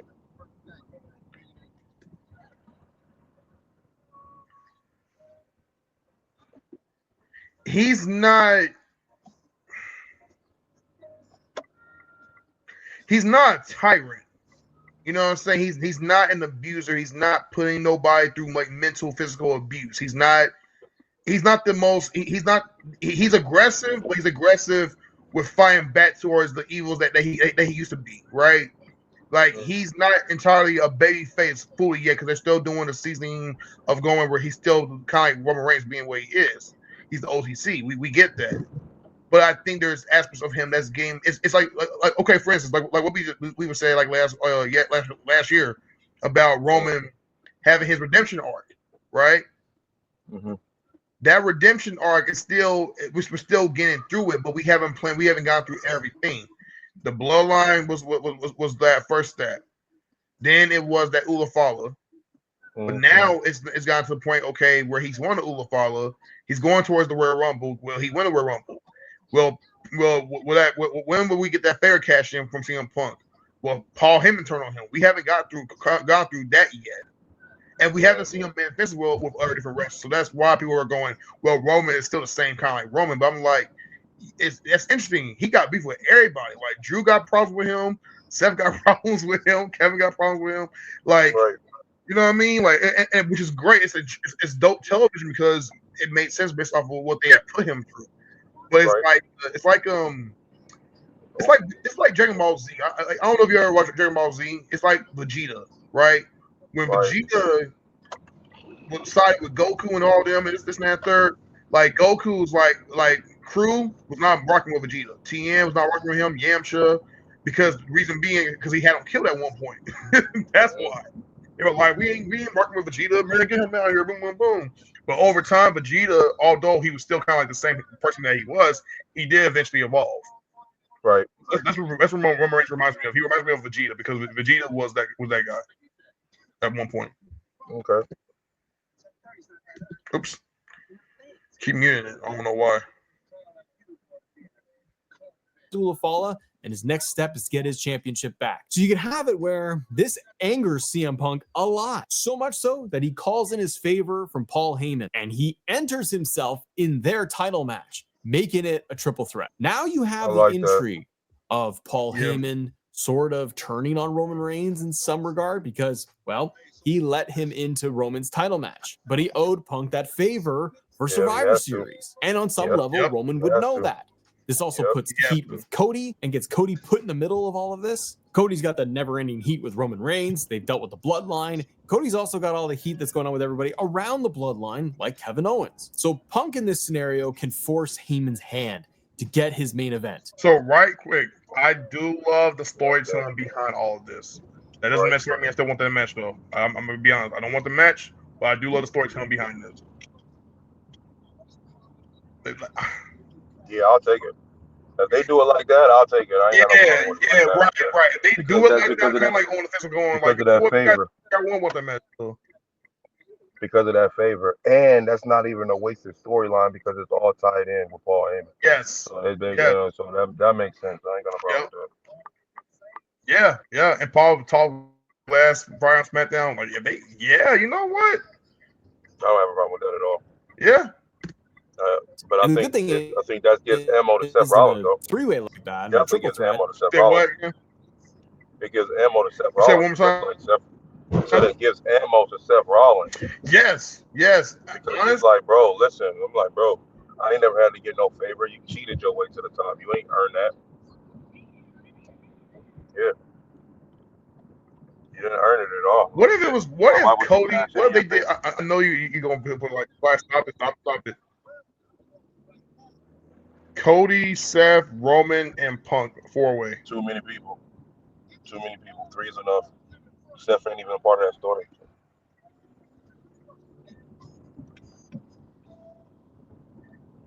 And when we see Roman versus Seth, there has to be Roman versus Seth. That's it. We don't need nothing extra. Like Roman and CM Punk, we kind of don't even want to see that, to be honest. The only reason why we getting that is because of the favor type deal. We don't even want to see that, to be honest. I'm like, that right there, I don't even want to see. Versus Seth still. Yeah, I don't even want to see that. But Seth and Roman, I want to see that. Roman and Rock, I want to see that. But CM Punk and Roman, I'm like, no, I'm cool. I'm cool. I don't want to see that. I'll give him Gunther. I won't give him Roman. Absolutely. Get his main event. And the good thing is, in a three-way like that, in a triple threat, everyone gets kind of protected. They could have Cody eat the pin. They could have Roman eat the pin. Right. Roman has eaten pins in the past since losing the title. And Punk could win the... Did something happen? Let me see. It's kind of protected. They could have Cody eat the pin. They could have Roman eat the pin. Roman has eaten pins in the past since losing the title. And Punk could win the WWE Championship.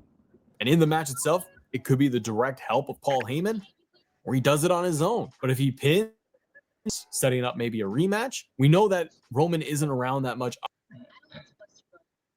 All right, my Wi-Fi is starting to act really goofy right now. Give me 1 second. I'm going to let that sink in. Okay. Put it on my pillow. I mean, not my pillow.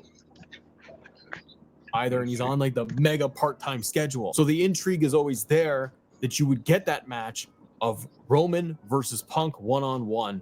And you could do that at SummerSlam or the following year WrestleMania. Now, as we speak about multi-man matches, on the world title side, you could do something similar. Punk loses in the Rumble. Seth or Drew could win. But along the way in the road to WrestleMania, it becomes a fatal four-way. I love a good fatal four-way. You could have Seth versus Drew versus Punk for the world title. Everyone in there has animosity with each other. That's true. No fair four-way for that one either. I'd rather see it for Elimination Chamber. I don't want to see it in no Mania. Elimination Chamber makes a ton of sense. But other than that, outside of that, that's dumb. Yeah. Elimination Chamber, perfect. Yeah, Chamber, I put them all in there. Yeah, all of that. I'm like, Chamber, get it going. With that. That would be crazy. All of them. I get that, but WrestleMania, I'm like, come on, bro. Like, give me the one-on-ones, man. Give me the one-on-ones with the tag team titles. Keep the one-on-ones. Yeah, the three-ways and four-ways. I'm cool with three-ways and four-ways for mid-card belts. For the mid-card belts. Yeah. I just like that. They do triple threats. I don't like the fact that whoever gets pinned automatically loses. Like, no, eliminate them and then let the match keep going with the other two. Like, forget that, man. That junk ain't cool. Yeah, like you can't spell out the other guy winning the opportunity to win the match, stuff like that. Exactly. Yeah, like you just. That's true. That other person didn't even get pinned, so that's kind of jacked up. That's like, the thing. Nah, forget that. You have logic where WWE sometimes doesn't. Weird. I'm like, bro. Yeah, bro. And then that counts for a loss for a person who didn't even get pinned. I'm like, bro, you didn't even get pinned, but it get cost. It count on your losing record. I'm like, what? Yeah, I didn't get pinned. I didn't even get paid for real. What are you doing? That's real. That's real though. Each other. Massive history and feud between Drew and Gunther, Seth and Gunther, Drew and Seth, Punk, Drew.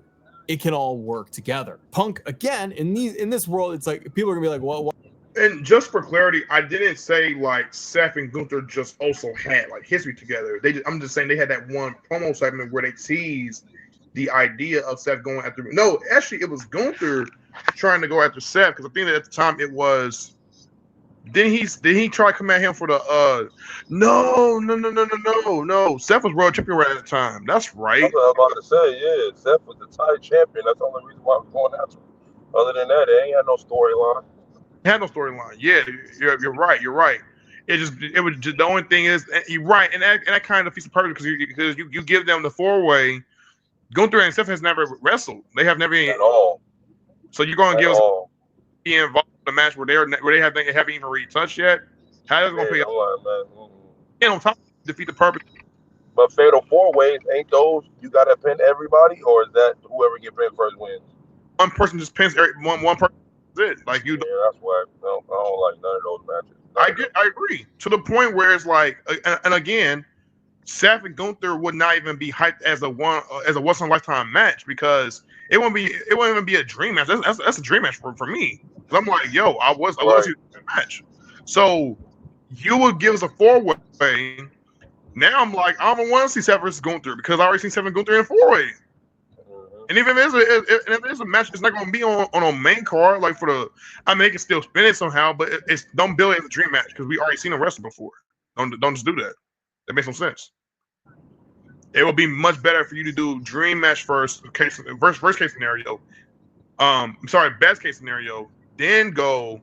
Okay, let's put them in a 4-way. So again, to your point, BZ, they don't have any history at all, other than just one promo segment. That's it. Right. Why is Punk always winning? It's just, we're laying out the land for CM Punk's whole title win. So in a fatal 4-way, he can come out the victor. And he could pin Seth once again, or Drew McIntyre, if you wanted to protect Gunther. And again, he gets this world title shot by cashing in that favor of Paul Heyman. Because then after WrestleMania, you have a ton of stories that you can tell with Punk, whether it is with the WWE Championship and mixed in there, or it's with the world title. But no matter what direction and what happens for the road to WrestleMania for CM Punk, it's a little complicated. I kind of like it. Yep. Shout out to my guy, Assemble Wrestling, once again for that amazing artiste type video.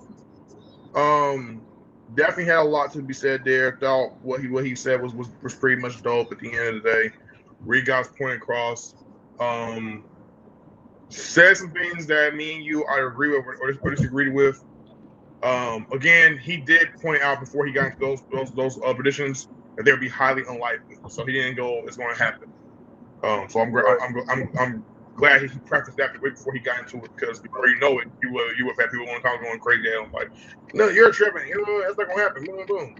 But it's fans looking for to do this as fans and have a good time with it. So yeah, bro, that's how I look at it right now. But yeah, so. I think we cover a lot. We cover everything we want to get across. Yep. All right. Well, before I go ahead and off this video, BZ, go right ahead and plug in your social media if you have some. You know what I'm saying? My boy got his mixtape, by the way. Go ahead and listen to my reaction mixtape. Jump and listen.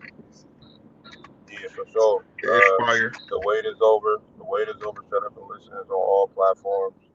The Benjamin Franklin project drops January 23rd. Mixed Emotions drops January 24th. You can all get that on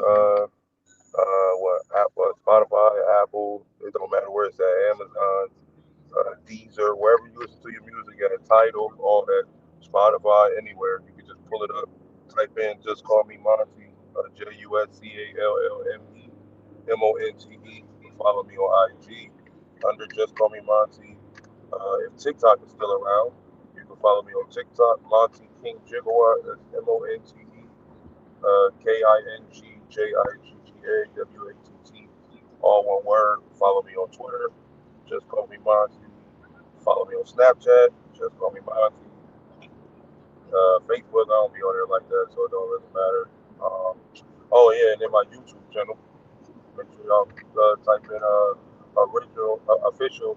Just call me Monty page. You can follow me on there, and then me and my boy got a podcast on the block with Monty and Tone. Y'all make sure y'all follow that too. It's on the block, ELOCC with Monty and Tone. And other than that, yeah, we outside. That's it.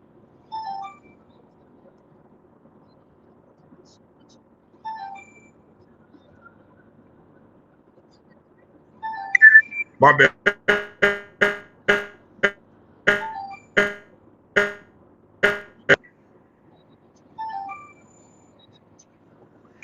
Say your bad. What's happening?